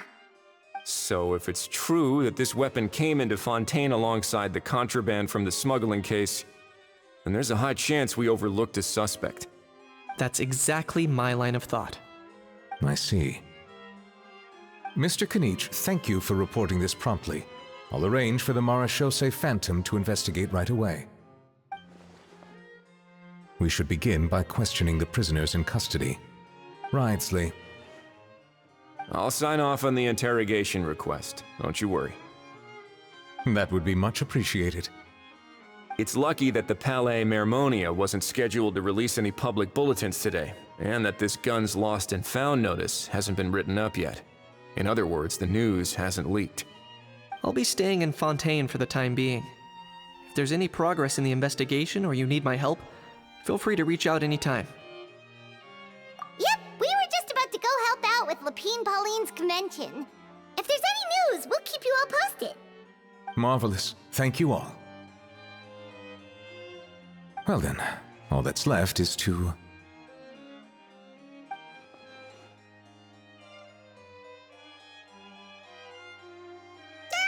You miss me, bro? He really does come out with the most unexpected things. Who did he learn it all from? Huh. Well, it's pretty extraordinary. Anyway, according to due process, we must first determine whether Mr. Kukuku qualifies as a flying object. And, following on from our conversation just now, he also needs to sign a confidentiality agreement. Drafting said agreement may take some time. Looks like you'll be staying with us for a while then, Kukuku. Excited?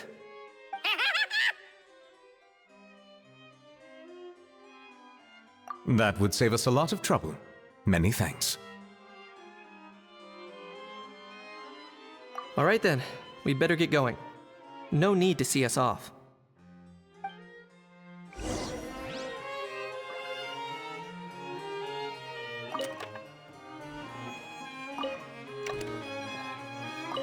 I know you mentioned a while back that people from Natland would soon start showing up all over the world, but I hadn't expected anything like this.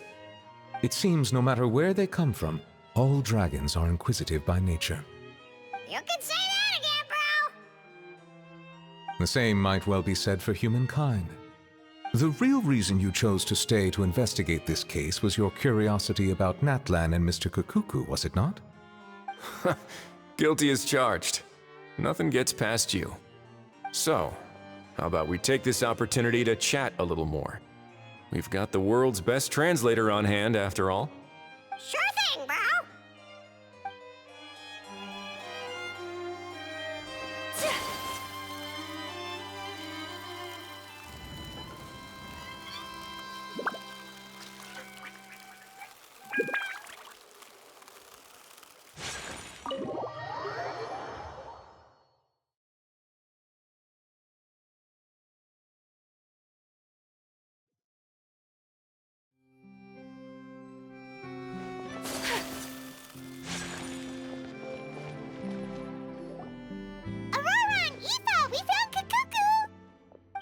What's the situation? How bad is it?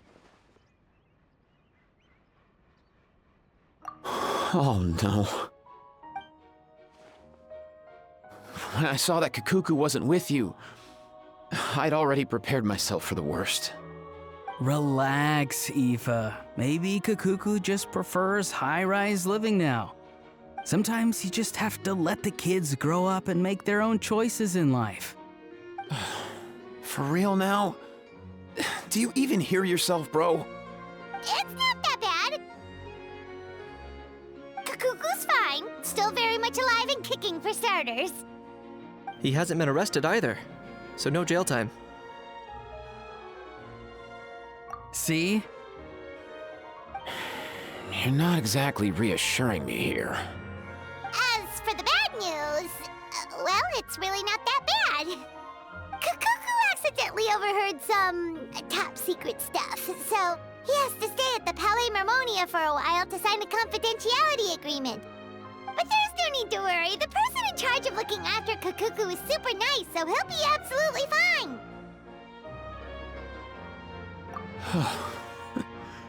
All right. That doesn't sound too bad after all. Wow, hearing that's put my mind to rest.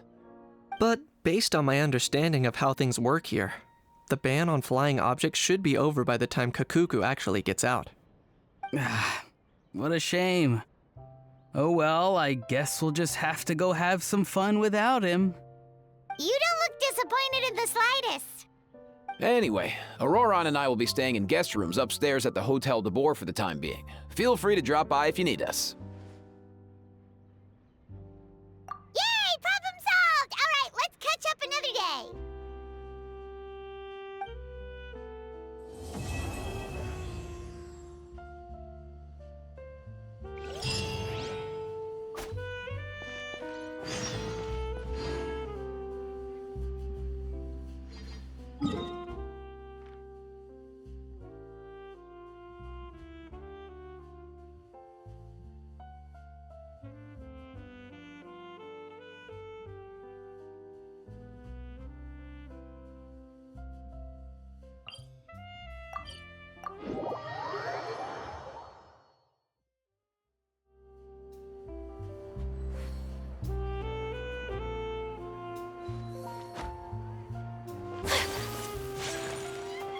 Ad Astra Abyssosk.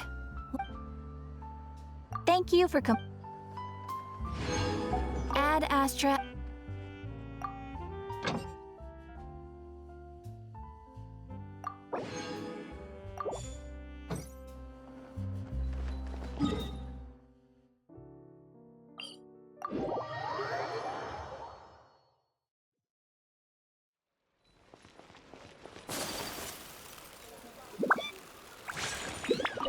I've realized we're in a bit of a tricky situation here. What do you mean? If we go out, we won't have time to watch that film we rented. But if we stay in and watch the film, we won't have time to go out. Oh, you realized it too? Yeah, well, pretty smart for a 5-year-old.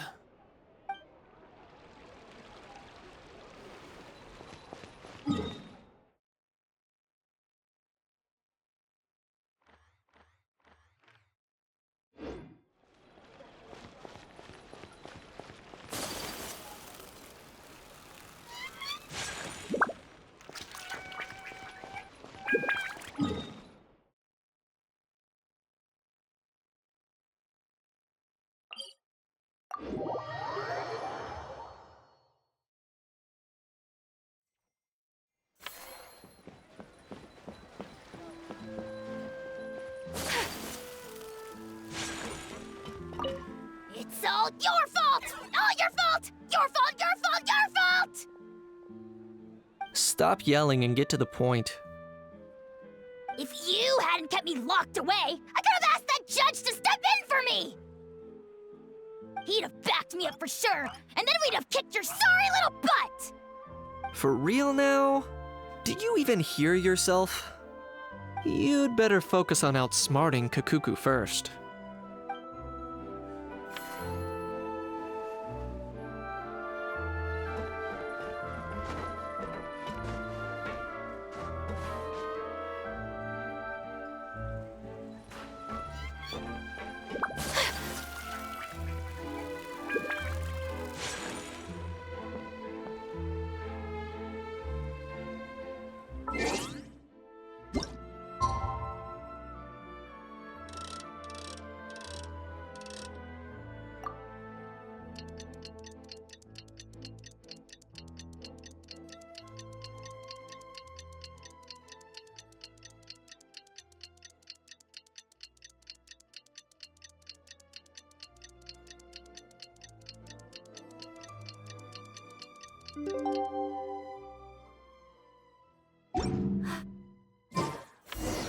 It's been a few days. Ban on flying objects should be over by now.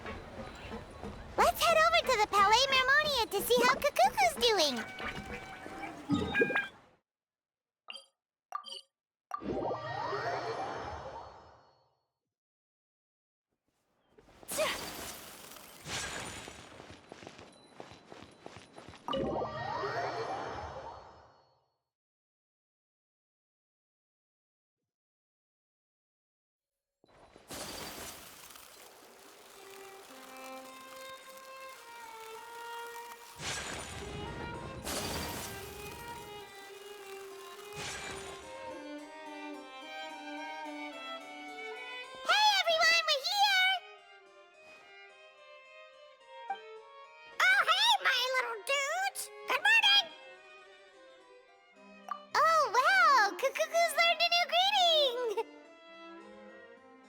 Is that good news or bad news, though?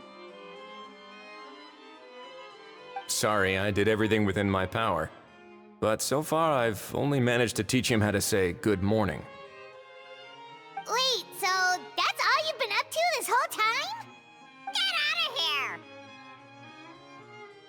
Huh? Okay, so good mornings aside, please tell Paimon there's been some other progress too. Of course. That's why I'm here. Kakuku's not the only one that Mr. Risley's been getting to talk. I'm referring, of course, to the convicts. It was nothing. These guys weren't exactly tough nuts to crack. So, what's the deal?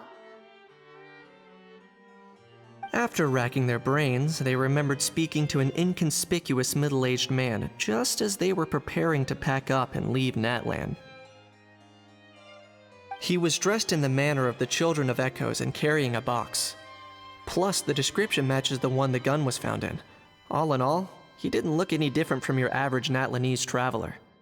Perhaps seeing that they were dressed as merchants, this man stopped for a chat, inquiring where their goods were headed, and even asking if they could share a boat. The smugglers were very cautious, though. They didn't tell him any specifics. But all this happened before I crossed paths with them. I happened to notice them as they were preparing to set sail.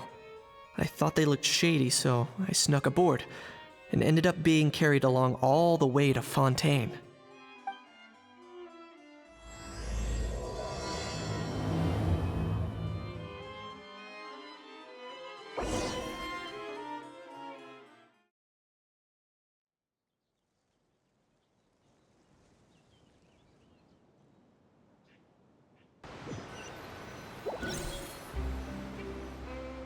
Boss, do we know if those Fontainians will even like this stuff? What if we can't shift it? And that's why we call you a rookie. It's all supply and demand, kid. Supply and demand. Natlan's foreign trade is just starting to lift off. There'll be a market for it, you'll see. That's right. So stop giving the boss trouble, rookie. Just do your job and keep an eye on the goods. Are they merchants? Have they come to Fontaine to do business? Scarred face. calloused hands. On closer inspection, the fabric looks worn at the knees and elbows, and his fingernails are dirty. Not exactly your typical merchant. Could he have previously been a warrior? Or even an adventurer? Something feels off. I'd better sneak up and get a closer look.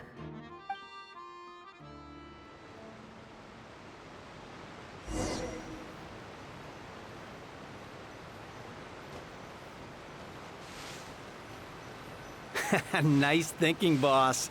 This tourist tub's been fast-going and smooth sailing. Plus, no one's been asking us what we're up to. That goes without saying. Big cargo ship would have been too slow, whereas the smaller ones would have been faster but way too bumpy. If we ended up damaging the goods by accident, all these months spent grafting away would have gone up in smoke. Seriously? But there's hardly anything here. Would it really have taken them months to prepare? And why would they need to transport it with such care? Could they be secretly smuggling precious items out of Natlan? I'll need to find a way to get to the bottom of this.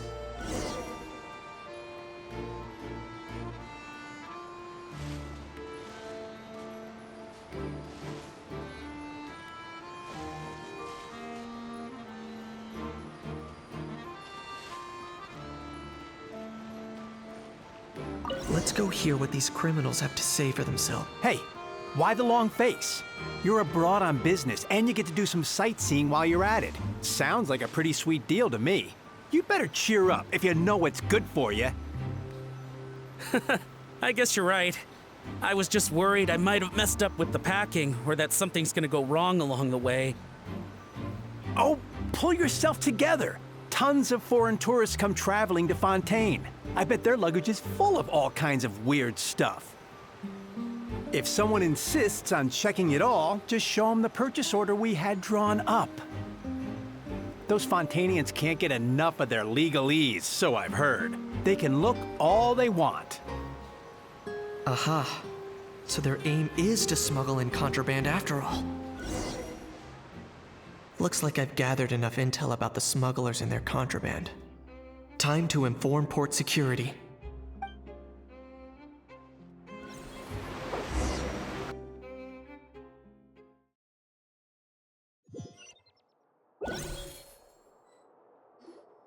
So anyway, that was when I went and told the Fontainian guards about my suspicions. After an investigation and a chase, they finally apprehended them and sent them on their way. Well, guess they're headed exactly where they should be.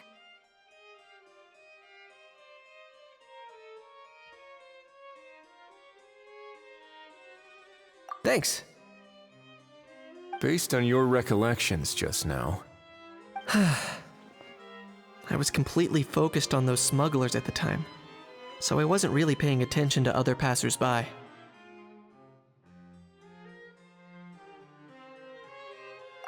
Yeah, Kanish, you did great! in other words, the person who brought the gun here, the one who lost it, has no connection to the smugglers whatsoever. They were working entirely on their own. Oh dear, oh dear! Sounds like Mr. Kakuku wants to chime in? He said this elusive individual's actions are positively mystifying. It's a good observation, I quite agree. However, we still know next to nothing about the person. Perhaps we should start by focusing on the lost item itself.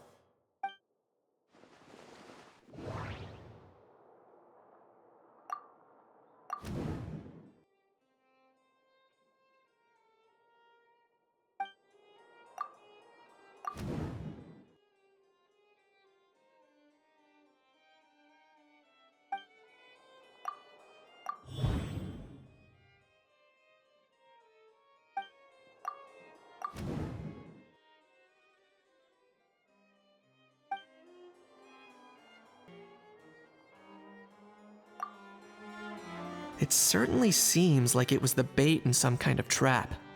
The only question is, why wasn't the bait made more conspicuous? Has something sprung to mind? I just remembered a film I watched this one time. Huh? Oh, wow! Hold on, let me explain. Just now, the traveler speculated that this box might have been placed there on purpose, as if the intention was for someone to come pick it up. That got me thinking about those films about kidnapping cases. When they demand their ransom, the kidnappers tell the victim's family to leave money or valuables at a designated spot for someone to come pick up. That doesn't merely happen in films. There have been similar cases in real life. In fact, if anything, it's probably the real-life events that inspired the films. Sounds plausible. Ooh, wait. This raises the stakes to a whole new level. If the gun really was some kind of ransom, then since we took the box, the kidnappers never got their payment, so does that mean they executed the hostage? I agree. I don't believe we have a kidnapping on our hands. Selling off stolen goods is extra work that most kidnappers would want to avoid. Unless they're after something very specific, they tend to just ask for cash. Could we be dealing with a kidnapper who's dead set on getting their hands on an ancient dragon handgun? It's not impossible, but the likelihood is very slim. We can discount that possibility for now. And speaking of selling stolen goods, don't you think this looks more like a transaction?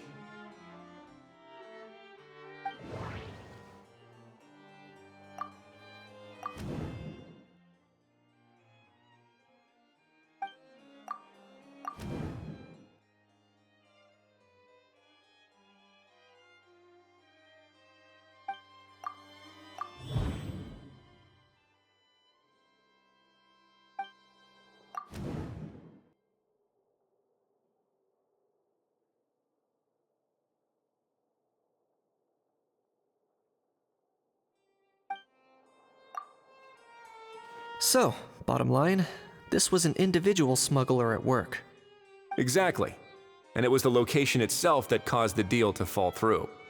The last thing they would have expected was for a quiet beach to turn into a bustling film convention overnight. Not only is the area now packed with tourists, but the Spina di Rosula have a presence there. I'll bet that both parties were completely caught off guard. That sounds like a plausible theory, but how do we verify it? Looks like your people better start rolling up their sleeves. How so? Easy. Just follow the usual procedure by putting up a lost and found notice. The more routine we make it seem, the more likely the suspect will come forward to claim it. Even if they send a proxy, we're liable to get our hands on new leads. And timing-wise, it's about time we updated the bulletin board anyway. All we need now is a lucky gestionnaire to write up the notice for us post-haste. Ah, so that's what you meant by rolling up their sleeves. In that case, I may as well write it myself. Delegating this to someone else would require an additional explanation. Or are you just not used to asking others to work overtime? Is that really a major concern here? Well, looks like I won't be needed around here. At least until the notice has been posted. You could always wait here if you like. The Palais Mermonia serves a particularly fine cup of tea if that swings it for you. Thanks, but no thanks. I left a very noisy creature with a friend before heading out, so I should probably get back to feed it. Ah, I wasn't aware that you had a pet, Mr. Kanich. Speaking of pets... Get out of here! Out of here! Yep, that's the plan. Out of here indeed. I believe that what Wriothesley is trying to say is, you are free to leave, Mr. Kukuku. Furthermore, it has been determined that Mr. Kukuku should not, in fact, be classified as a flying object. As such, he shall be free to move around Fontaine whenever he so pleases. You're the best, bro! Oh, that really is good news! Travelers, should we bring Kukuku back to Aoife and Auroron? I shall leave him in your capable hands. Indeed.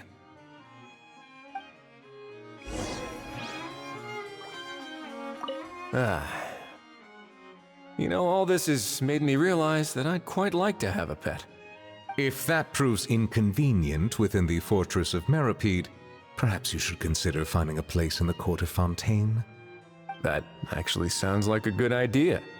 In the past, I always dismissed the idea of buying a property in the city. The prophecy about the floods meant it never seemed like a worthwhile investment. But now... This might be a good time for you to re-examine the documents I gave you regarding your title as Duke. Huh? Citizens with honorary titles are eligible for certain benefits when purchasing property in the court of Fontaine. Really? How about this? You read through your documents from start to finish, while I write up the lost and found notice.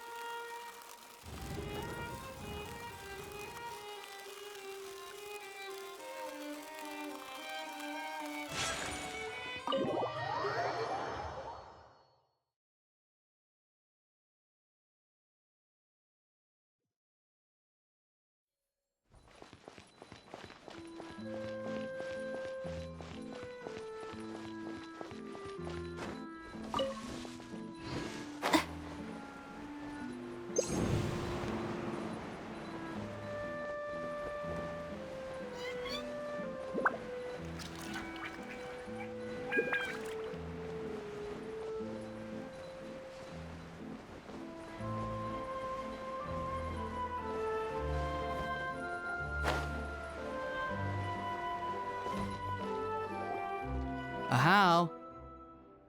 What? What now? Let's shake hands. Fine by me. Get ready for a knuckle sandwich!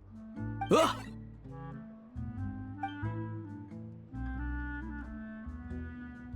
Oh, nice dodge. Paimon feels strangely inclined to keep a safe distance. Did you miss me, bro? Cuckoo, you're free!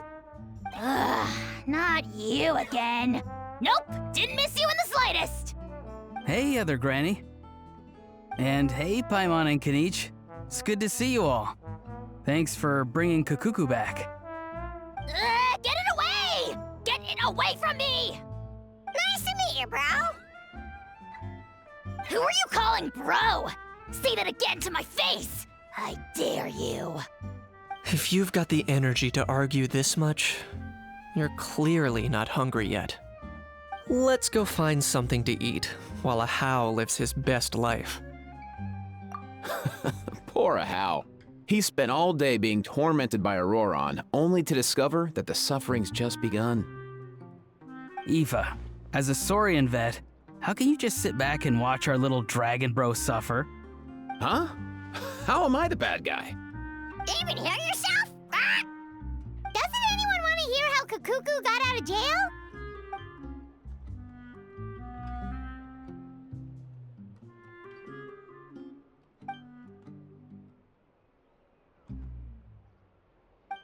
Don't lose hope, Ahau.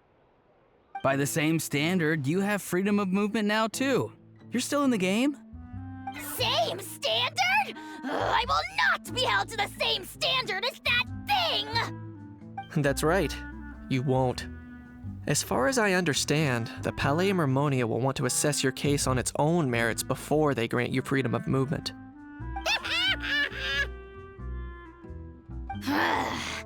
Where's that Saurian meat restaurant again?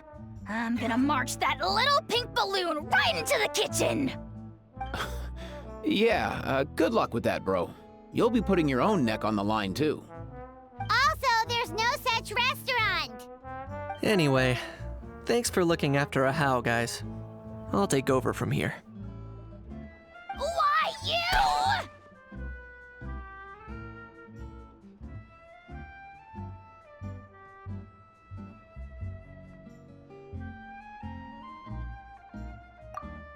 Between the two, Kukuku wins the cuteness competition hands down. Ah, really? Thanks!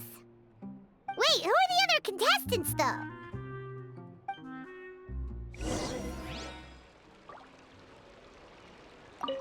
So now that our crew's back together again, what's our next move? Oh, how about a game of rock, paper, scissors? No chance. If I lose, we'll end up stuck in the room watching films all over again. Nope. This time, we'll only watch a film if I lose instead. Had enough too, huh? For real now? Come on, bro. Can we just ditch this whole leaving it all to chance thing? Why don't we take our fate into our own hands? Aren't we doing that already? Rock, paper, scissors uses our hands. Don't know why you're laughing. You're stuck with paper every time.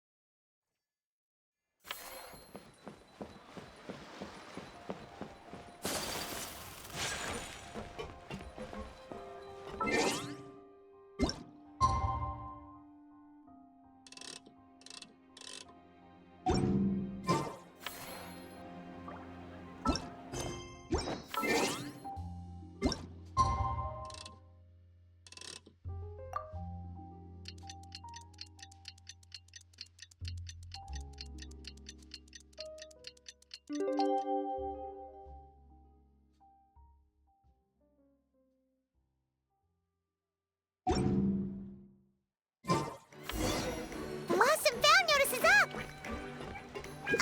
Maybe we should go hang around the Palais Mermonia to see if anyone shows up to claim it.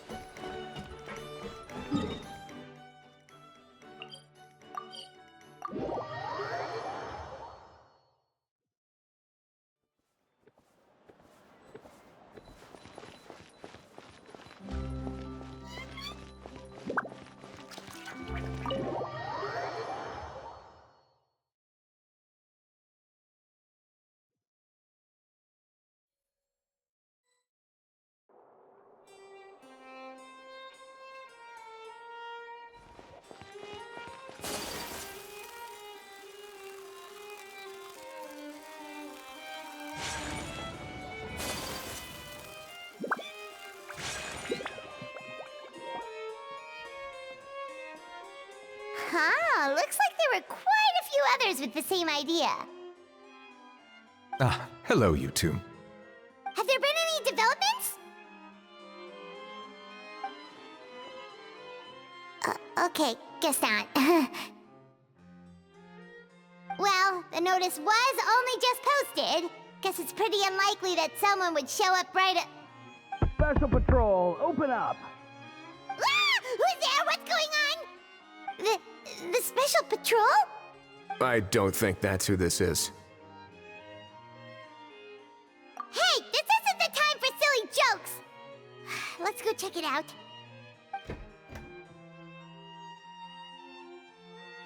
Good day, all.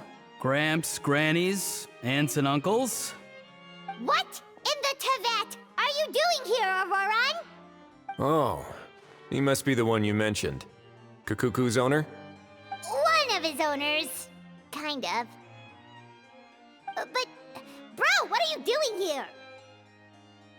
I'm here to claim a lost item. Is this the person you saw on the boat, Mr. Kinich? Somehow I highly doubt that. For starters, he just addressed us as Gramps and Grannies.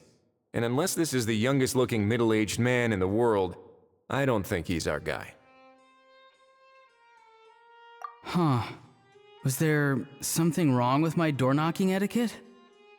That's how they do it in all the films. That's not door-knocking etiquette. That's the Special Security and Surveillance Patrol doing their job! Completely different things! Oh, I see. I figured it was just a polite way of requesting entry, to show the people inside you had something important to discuss. Oh, sorry about that. I totally goofed that one up. Give me a moment. I'll go back out and try again. So, Auroran, you said you were here to claim a lost item. What did you lose? Yeah, so basically...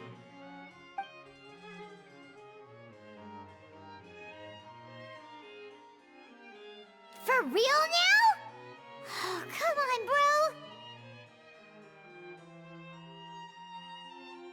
Auroron, be honest now. Were you the one who lost this? No, it belongs to a friend. So it belongs to Aoife? Of course not. Aoife has his own gun.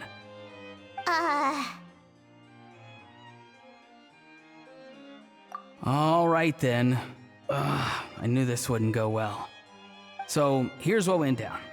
This morning, Aoife and I were playing rock, paper, scissors. Before long, he'd lost, as he usually does.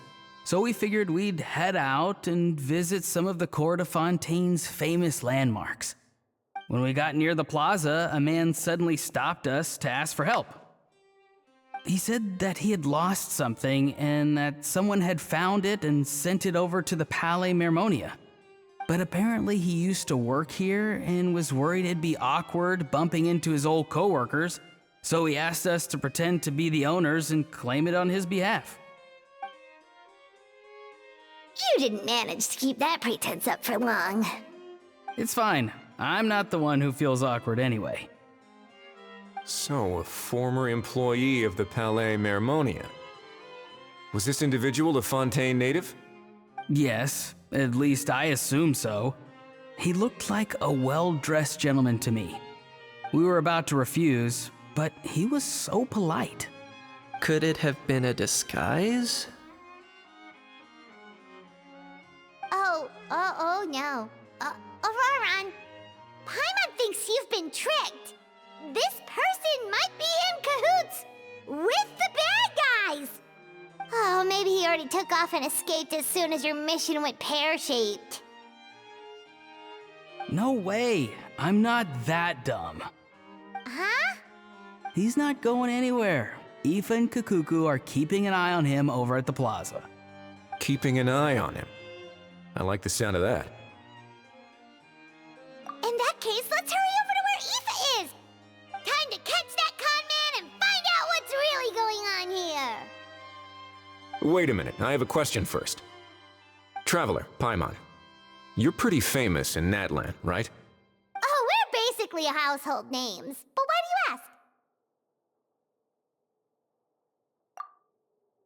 do you ask? Would that be a problem?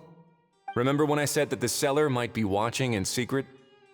If so, then picking Auroron to do their dirty work was a careless mistake on their part. It suggests that the person who got Auroron to claim the item might not be fully in the know themselves. There are plenty of unanswered questions, but standing around racking our brains won't help. However, I still suggest that the famous faces among us, meaning the Traveler and Kinich, oh, and of course, Monsieur Nivelette too, stay here for the time being. We'll empty the box, give it to Auroron, and then he can claim the item as if nothing happened. I'll follow to check if anyone is watching. I doubt anyone would recognize me anyway, so I shouldn't draw too much attention. I think this plan is worth a try. I shall leave it to the pair of you. So, I have to go undercover again, right? Well, not exactly undercover. Just drop the special patrol persona and be yourself instead. Roger that. Over and out.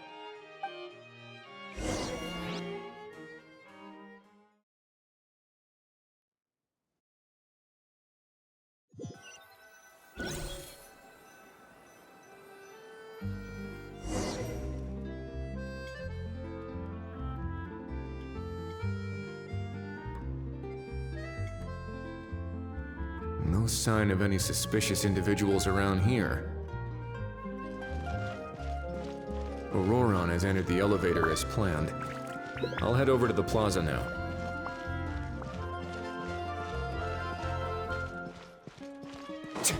Auroron's taking the elevator. I should take a different route to the plaza.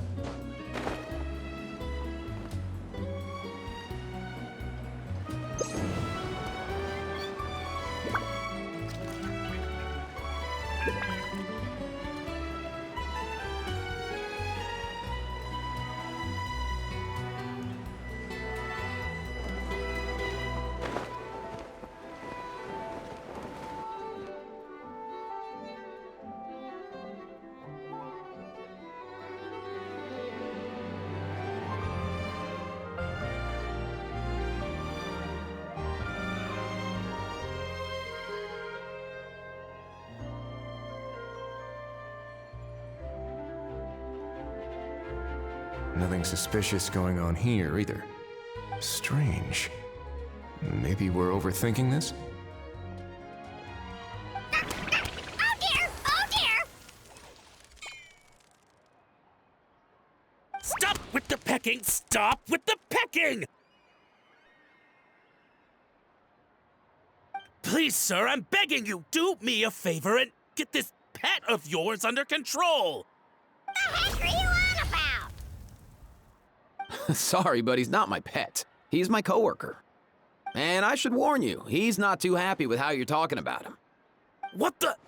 This thing has a job? So in Natland, they just dish out jobs to any old thing. Uh-oh.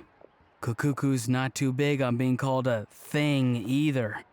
You're on your own now. I'm sorry. Please, Mr. Kukuku. Master Kukuku. Lord Kukuku. I meant no offense, I promise. All right, Kukuku. That'll do for now. Let me ask him some questions first. Sure thing, bro.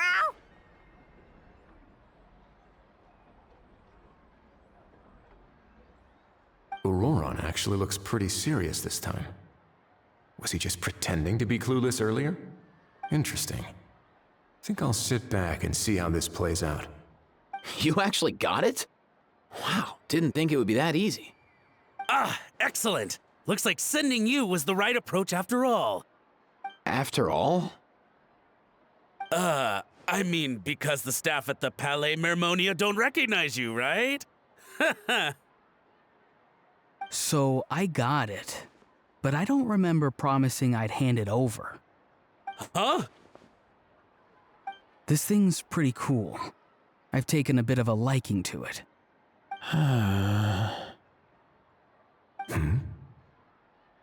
Please don't do this, my good sir, my master, my lord. My very life hangs in the balance. His life hangs in the balance? If this means so much to you, what are you gonna offer me in return? Are you trying to get him to say my life? How'd you know that? Because I watched that film with you.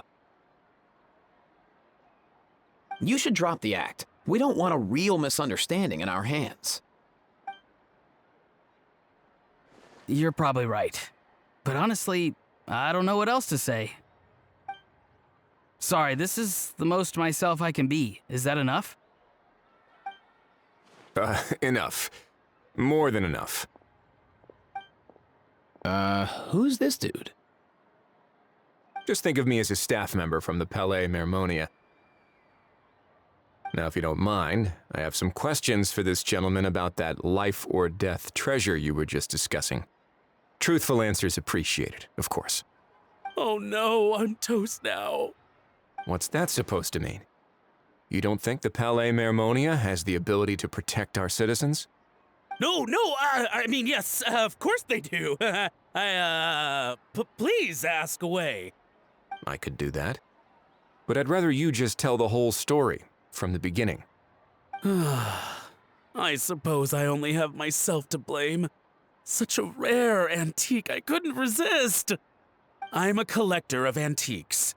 Nothing excites me more than rare, old relics, and to be completely honest, if someone's selling, I'm buying. I don't care to ask where they sourced their goods. As for the seller of this particular item, well, I've never met him in person. We've had some prior dealings, but always under the cover of coded ads in some shady tabloids. Lost and found notices, missing person ads, that sort of thing. As long as I took care to hide a time and place somewhere within the text, then slipped some mora into the envelope before submitting the ad, it would get published.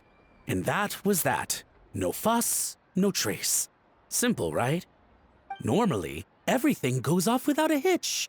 But this time, I arrive at the pickup spot expecting a discreet in and out, and instead, I find a whole construction crew at work. That was not what we'd agreed, but I couldn't just let it go, so I reached out to him again the same way as usual. He replied, and do you know what he said? He told me that the item's now in the Palais Mermonia. Well, he wasn't lying about that. He insisted that it would be inconvenient for him to make an appearance himself, but said that if I could somehow find a way to retrieve it from the Palais, he'd give me a discount on the price. Of course it wasn't the discount that swung it. Do I look like I'm strapped for cash? Feeling smug now, are we? Feeling smug now, are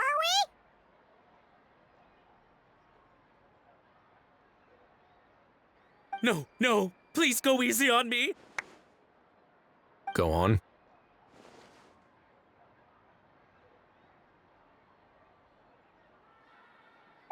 Where was I?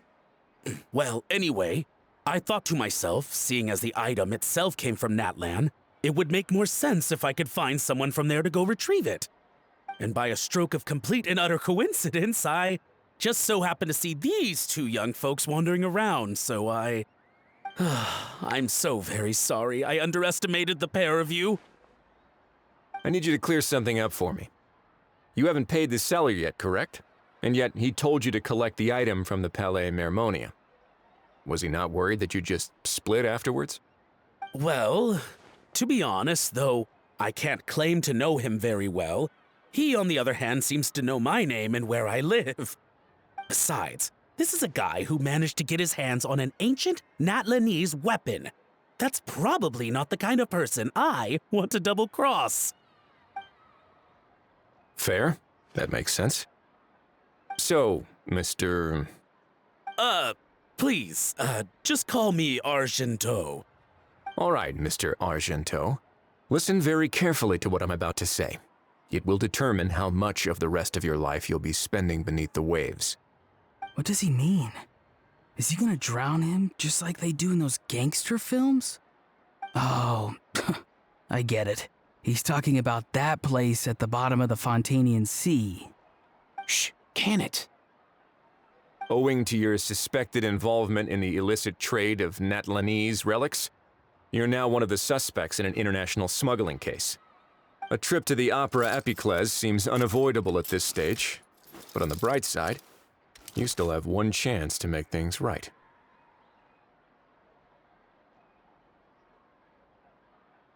Okay. Do I really? Please tell me what to do. It's very simple. Just reach out to your seller in the same way as usual, arrange to meet, bring the money, and make the deal. Just be sure to let me know all the details. I'm talking time, place, the whole lot. If we can catch the other party by doing this, you'll have gone some way toward redeeming yourself. Understand? Oh, I see. I understand. You shall have my full and unadulterated cooperation. Good. Don't break the law, and don't even think about making a run for it. The Palais Mermonia will be watching you and ensuring your safety. All right, take the box, but leave your ID and other documents behind. You can go now. As for you two, protocol dictates that I should take you both back to the Palais and have you sign a confidentiality agreement. But that would take a lot of time and effort. Such a hassle, bro! See, Mr. Kikuku knows exactly where I'm coming from. So, I was thinking, since you're all friends of the Traveler... I understand, sir. We got dragged into this by accident, and it has diddly squat to do with us. And out of respect for the Traveler, we won't say another word. Oh, I know this part. We better keep our mouths shut, or we'll both be sleeping with the fishes in the tailor-made pair of cement shoes. In that case, I understand completely. Not exactly what I was going for, but if that's how you want to understand it, then be my guest. Then it's settled. Thanks for your help.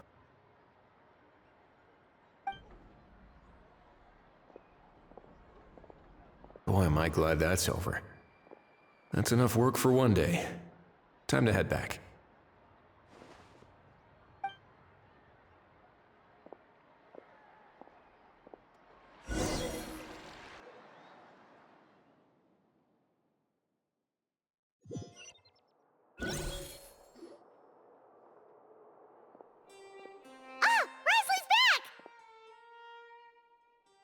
Judging by your expression, it must be good news, huh? It went smoothly, on the whole.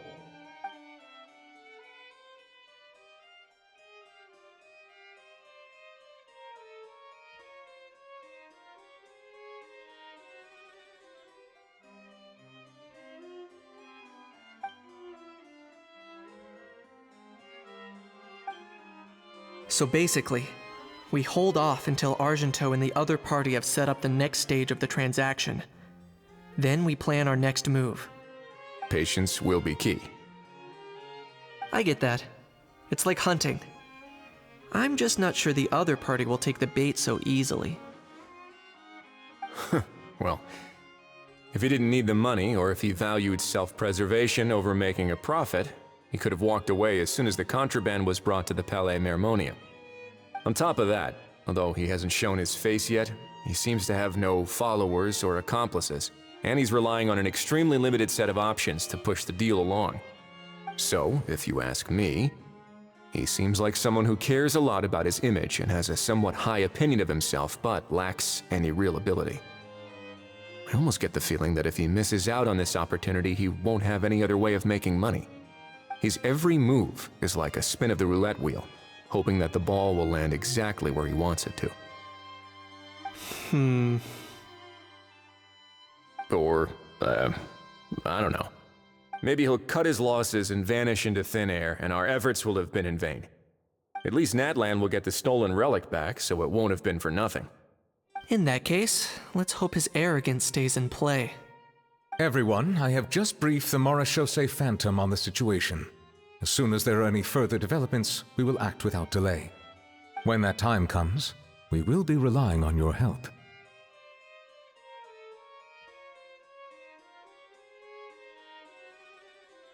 We'll be waiting for the good news!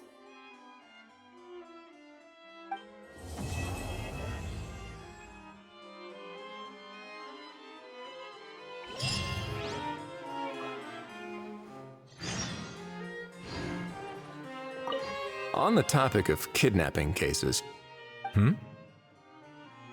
how exactly do we define the subject of a kidnapping? According to the regulations, I mean. Aside from humans, do pets count? What about sentient non-human beings? Of course, Melazines go without saying, but what about a being like Kukuku? I am surprised that you are unfamiliar with the legal provisions on this matter. If I knew all the laws like the back of my hand, I wouldn't have ended up in the fortress of Meripede, would I? That is no laughing matter, Wriothesley.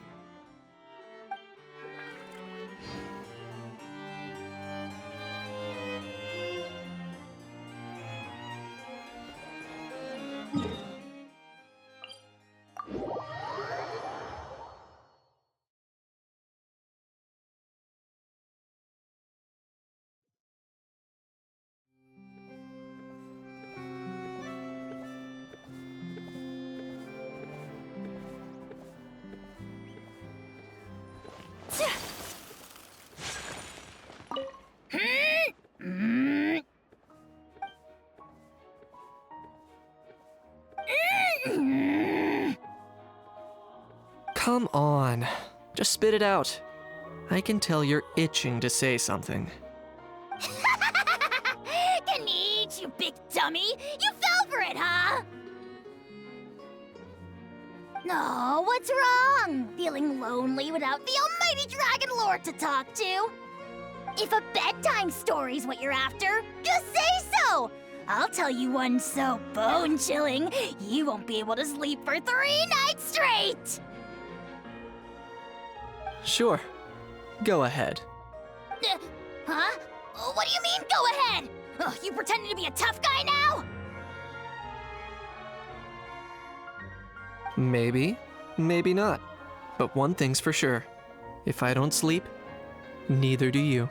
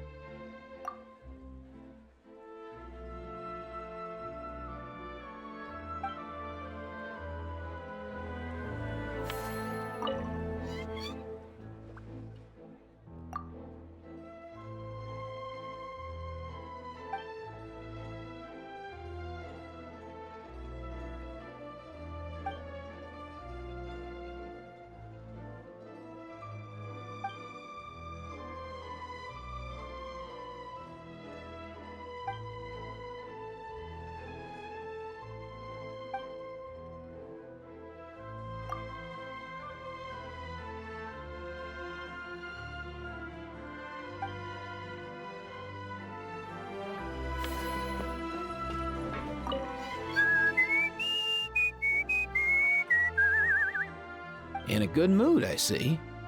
Yep. Seeing my dear vegetables all settled in right where they belong brings me great joy.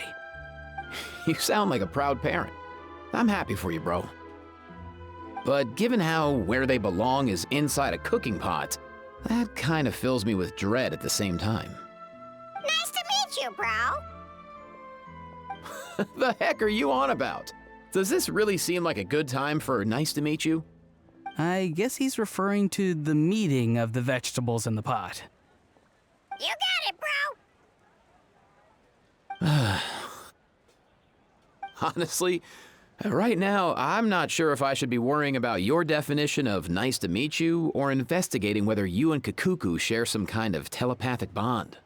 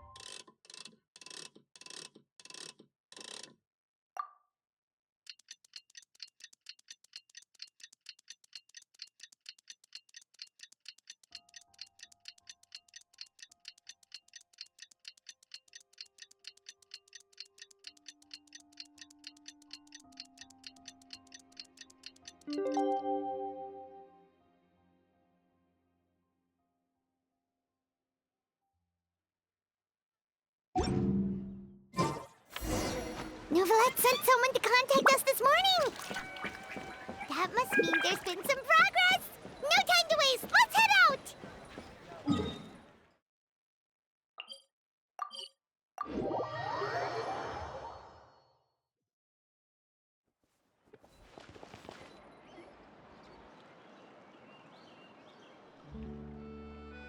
Hey, everyone. We're not late, are we?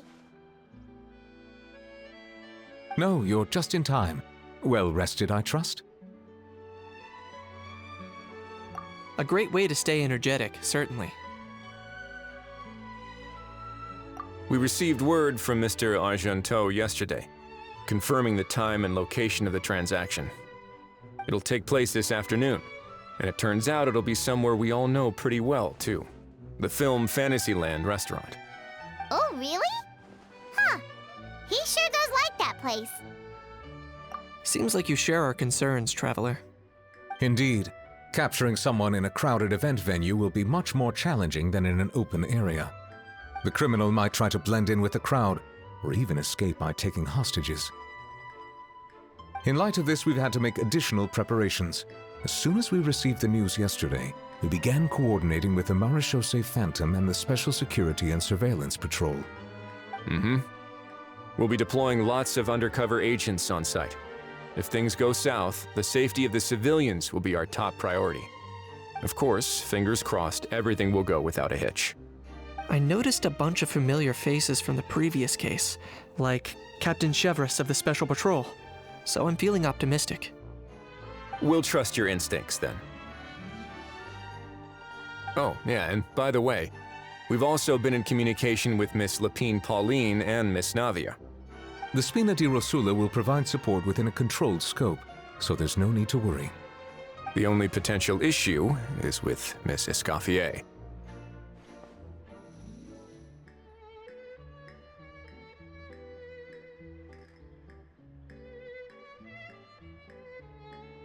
You know what? That might not be such a bad idea. Ahem. All right, no more jokes. Miss Escoffier has made it clear that she doesn't want her restaurant to suffer any losses as a result of this operation. But, well, I have a feeling things might not go quite as smoothly as she hopes. To be honest, we shouldn't have dragged you into this in the first place, and it's caused you quite enough trouble already. The Fontainian authorities should be able to handle the rest from here. But still, I'm guessing you'd like to see how it all turns out. Well then, feel free to head down to the scene, but just stay alert and play it by ear. You won't necessarily have to do anything, unless things go pear-shaped, of course. I'll do my best to ensure that things don't escalate to that point. Of course, there are still a lot of unanswered questions, but our intel so far indicates that the culprit's from Natlan. Plus, I'm already a witness in this case. Might as well see this thing through to the end. That's the Kanichi we know and love!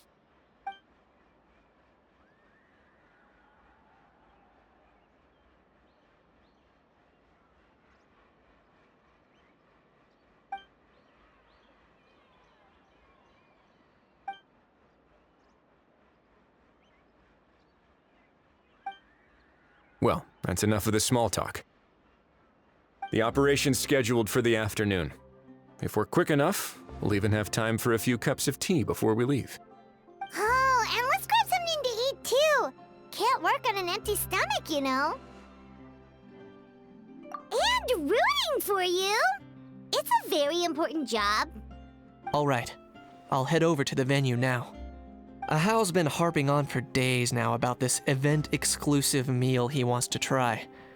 Guess I might as well shut him up sooner rather than later. See you in a bit. I look forward to hearing how it all goes.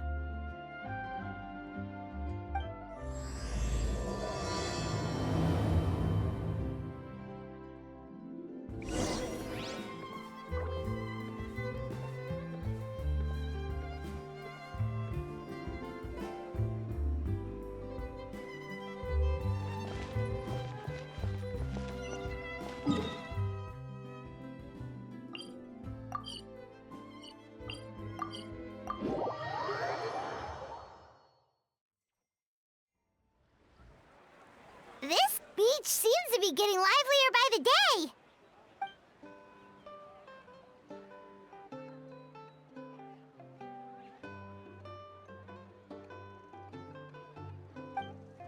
Traveler, Paimon's getting kinda hungry. Let's go check out the restaurant menu, shall we?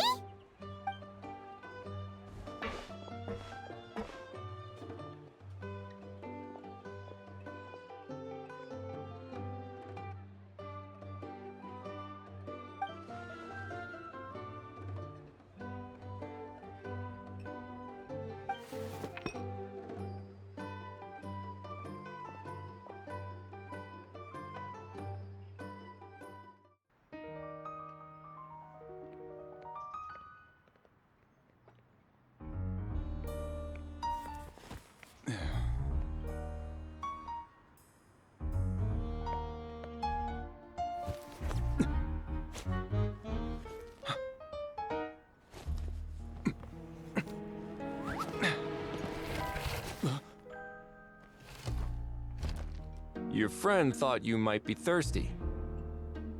Won't you stay and drink it?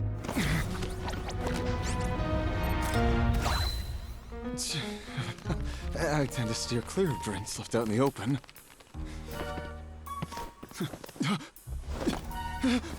You're surrounded. Give up and come with... You lousy swine! Stop right there! Oh, look! A surprise performance! Wow! How lucky we are!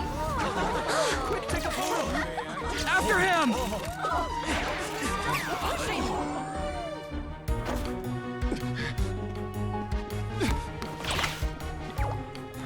Sorry, my guy. Unlicensed and illegally docked. This boat's not going anywhere.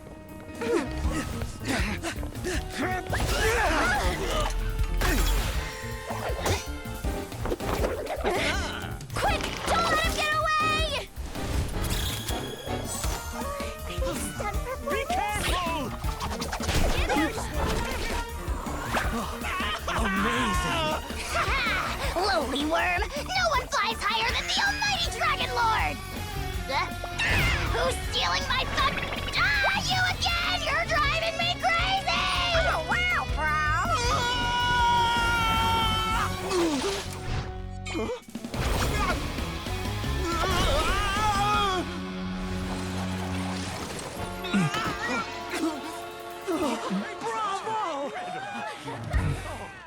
All right, that's a wrap.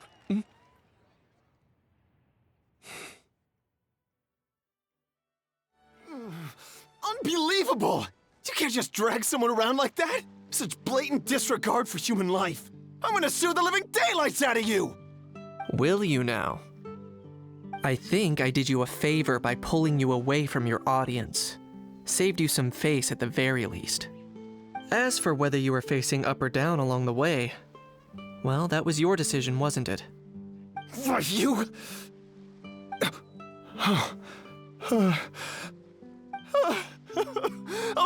All right, I admit it. I was in the wrong. Oh, of course I know the difference between right and wrong, but I had no choice. I desperately needed the money. I was an expert on ancient relics. Not only did I have a successful career, but a happy family too. But my son, I never imagined he'd turn out this way. Fell in with the wrong crowd and ended up shoulder deep in gambling. We had some savings, but he drained them away like a waterfall. Once he fell into debt, he had creditors regularly coming over to threaten and intimidate him. I'm his father. How could I just stand by and watch him suffer like that? Oh, my son is about the same age as you are. If only he could have turned out more like you. That's the only reason I needed the money. Please, believe me. You... Please, kid, I'm begging you. Help me. I see you're from Natland too. That makes us brothers. Please, have mercy. I still have a chance to help my son straighten himself out. But only if I get back. If I go to prison now, he'll be doomed, I tell you, doomed! And isn't standing together and fighting for a better future what families do? Our fate is in your hands, young man. Please, have a heart. Something wrong, Kanich? Gone soft, have we?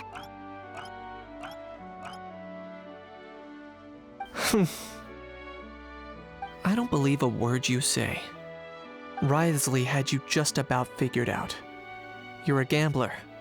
Pure and simple. A gambler? Me? Nonsense! I told you, it's my son! First of all, are you really from Natland?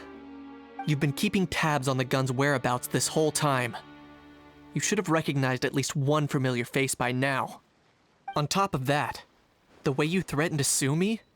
Spoken like a true Fontanian, if you ask me. Huh?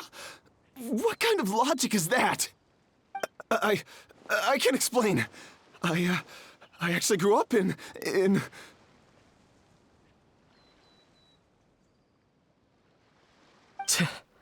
I don't want to hear another word. Ahau, here's your chance. Shut someone else up for once. The moment I've been waiting for. Eat this, scumbag! Being a compulsive liar is one of the hallmarks of a die-hard gambler. I bet you're just a Fontanian pretending to be from Natland. Even if you have any friends or family to speak of, I'm guessing they've long since cut all ties with you. And you have your depraved ways to thank for that. Of course, I might be wrong.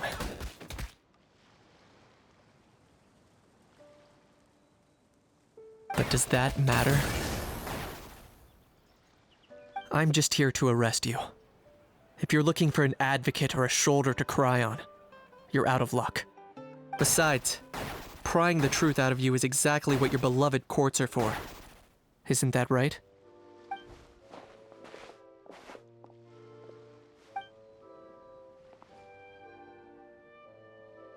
Many thanks.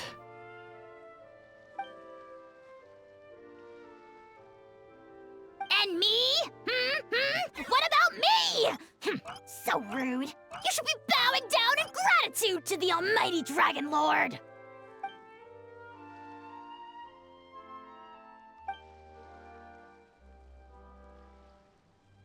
Hey, what do you mean? Hold it right there! Don't worry.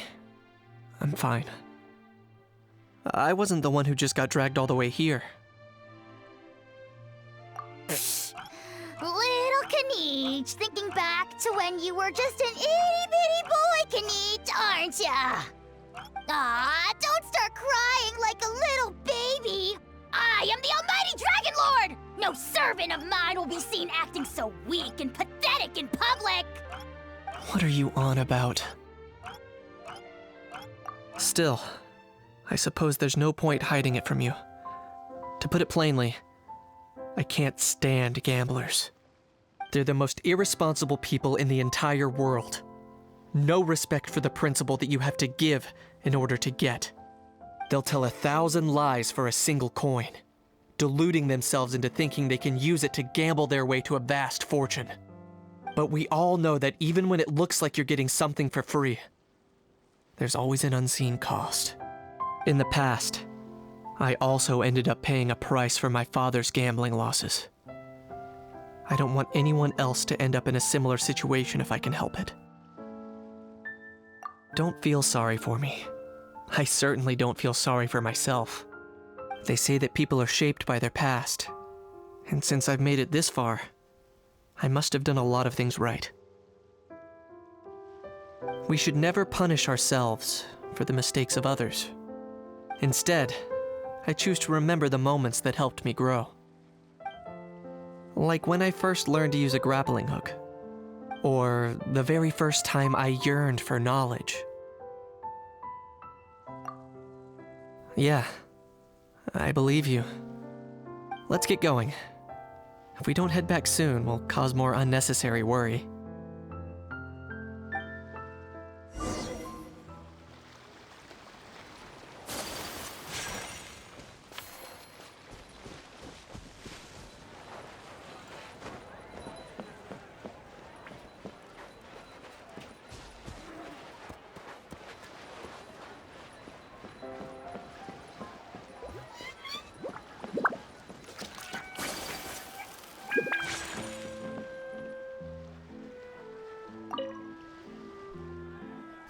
Traveler, Kanichi, you're back!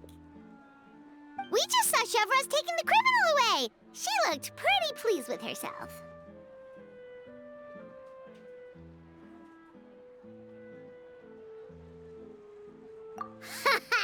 So after so much running in circles, turns out he had no fight in him, huh? Guess running away was the only trick up his sleeve. Oh, also, Risley said to let you know that he's already left. He went to report back to the Palais Mermonia. Apparently, the Mari show say Phantom's preparing to carry out an in-depth investigation into illegal gambling activities. Sounds like they'll have their hands full. Anyway, that's for the Palais to worry about, not really our concern.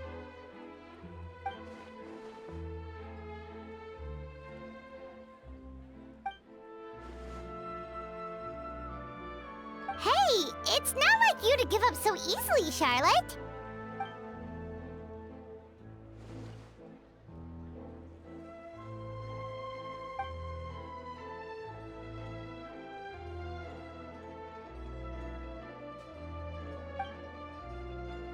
Make sure you pick the best shots of Paimon. Oh, already gone. Hope she heard that. Yeah, you're right. But what took you all so long to get here? Did something happen?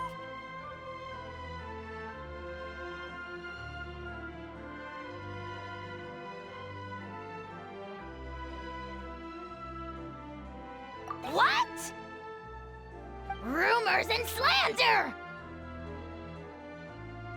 When have I, the almighty Dragon Lord, Kahulahau, ever sunk to such sniveling? Often, actually. To be honest, I haven't decided yet. At the moment, I've got nothing urgent to get back for. And, in any case, the court might need me to testify again. Plus, that gun's still a key piece of evidence. I'll probably have to wait until the case is closed before I can return it to Natlan.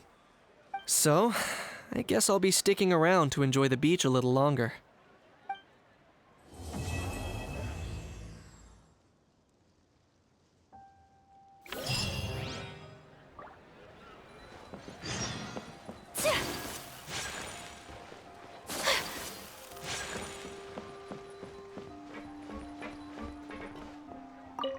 Our most recent financial report is looking great. This park struck a chord with film buffs all over. Maybe you could be our spokesperson next time we hold a similar event?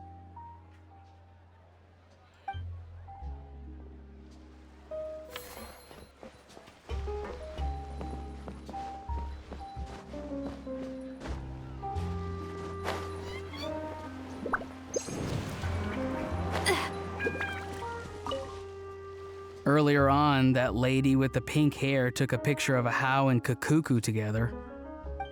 You sound a little disappointed. Were you hoping to be in it too? I was at first. But after seeing how awkward a Hao looked, I figured I wouldn't really fit in. Huh? And you didn't think of sharing this any sooner? I'd have cuddled your neck and smiled for the camera!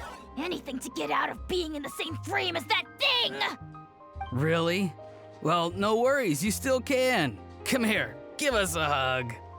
I hope your face is ready, because it's about to get flame roasted! I got your back, bro!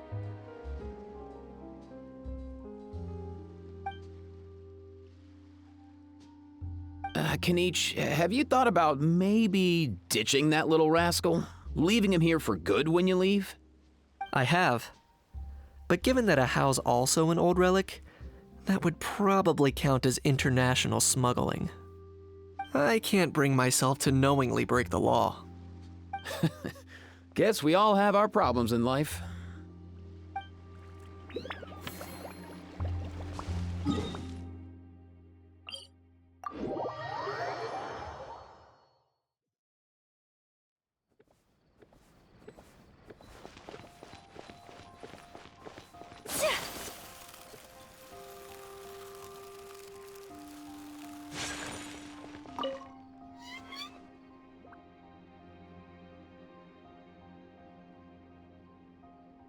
Your efforts are much appreciated. Sounds like I'm no longer needed here. Guess I'll be on my way. One moment. As a key witness, you may be called upon to attend the follow-up trial, Mr. Wriothesley. Oh no. For real, bro?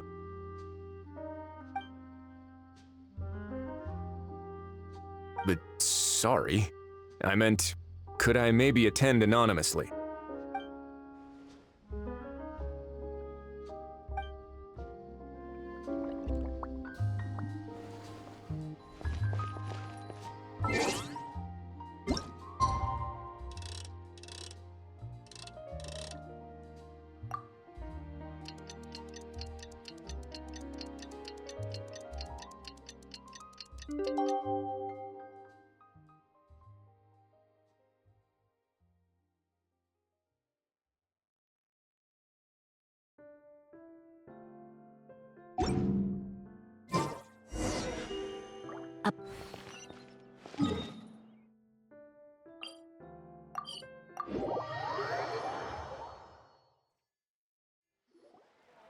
Now that things have reached this point, we should add a pinch of salt.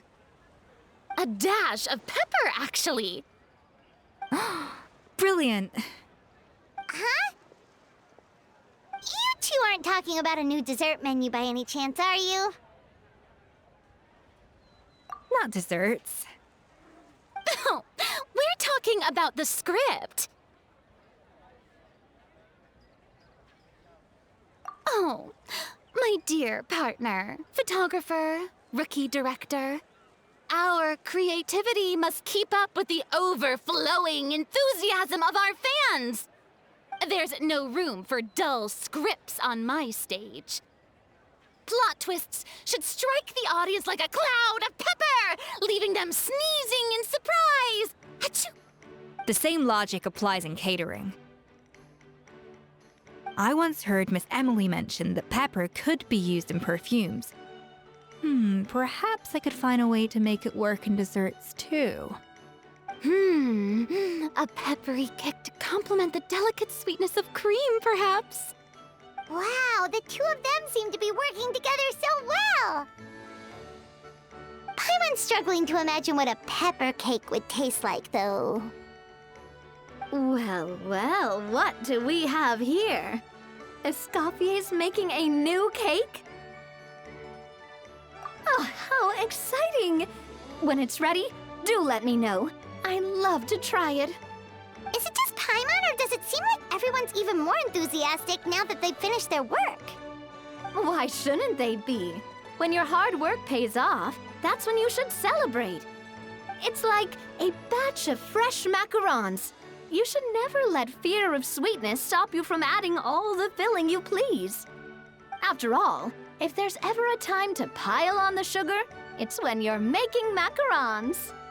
Pile on the sugar! Pile on the sugar!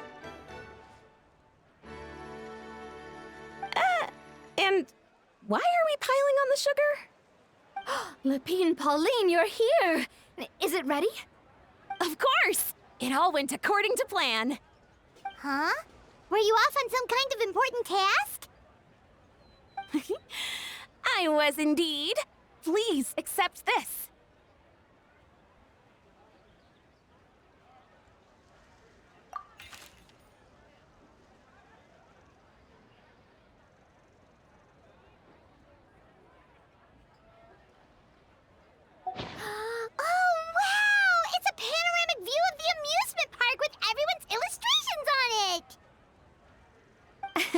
Since the film Fantasyland has been such a success, we decided to create a unique souvenir to remember it by. We built this park together brick by brick, so we decided we'd all contribute to drawing this map together too. To be fair, it was mostly thanks to Miss Lepine Pauline. She's our expert when it comes to drawing after all. But we all did our best to leave our own marks too. That's right! And on top of that, Traveler, I'm offering you a most special privilege. You get to add a mustache to my portrait!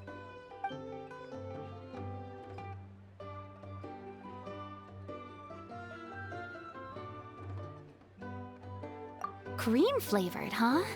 Very traditional, but also very delicious. Mm-hmm. You have my approval.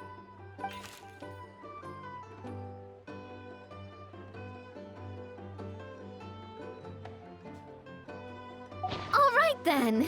Now that you're the proud owner of this commemorative map, you can draw as many different flavored mustaches on it as you like. Sounds like a pretty tasty map. We'll look after it well. Great! Your satisfaction is our #1 priority. Everything's all in order. Now it's time to relax. Forget about work and just enjoy the park.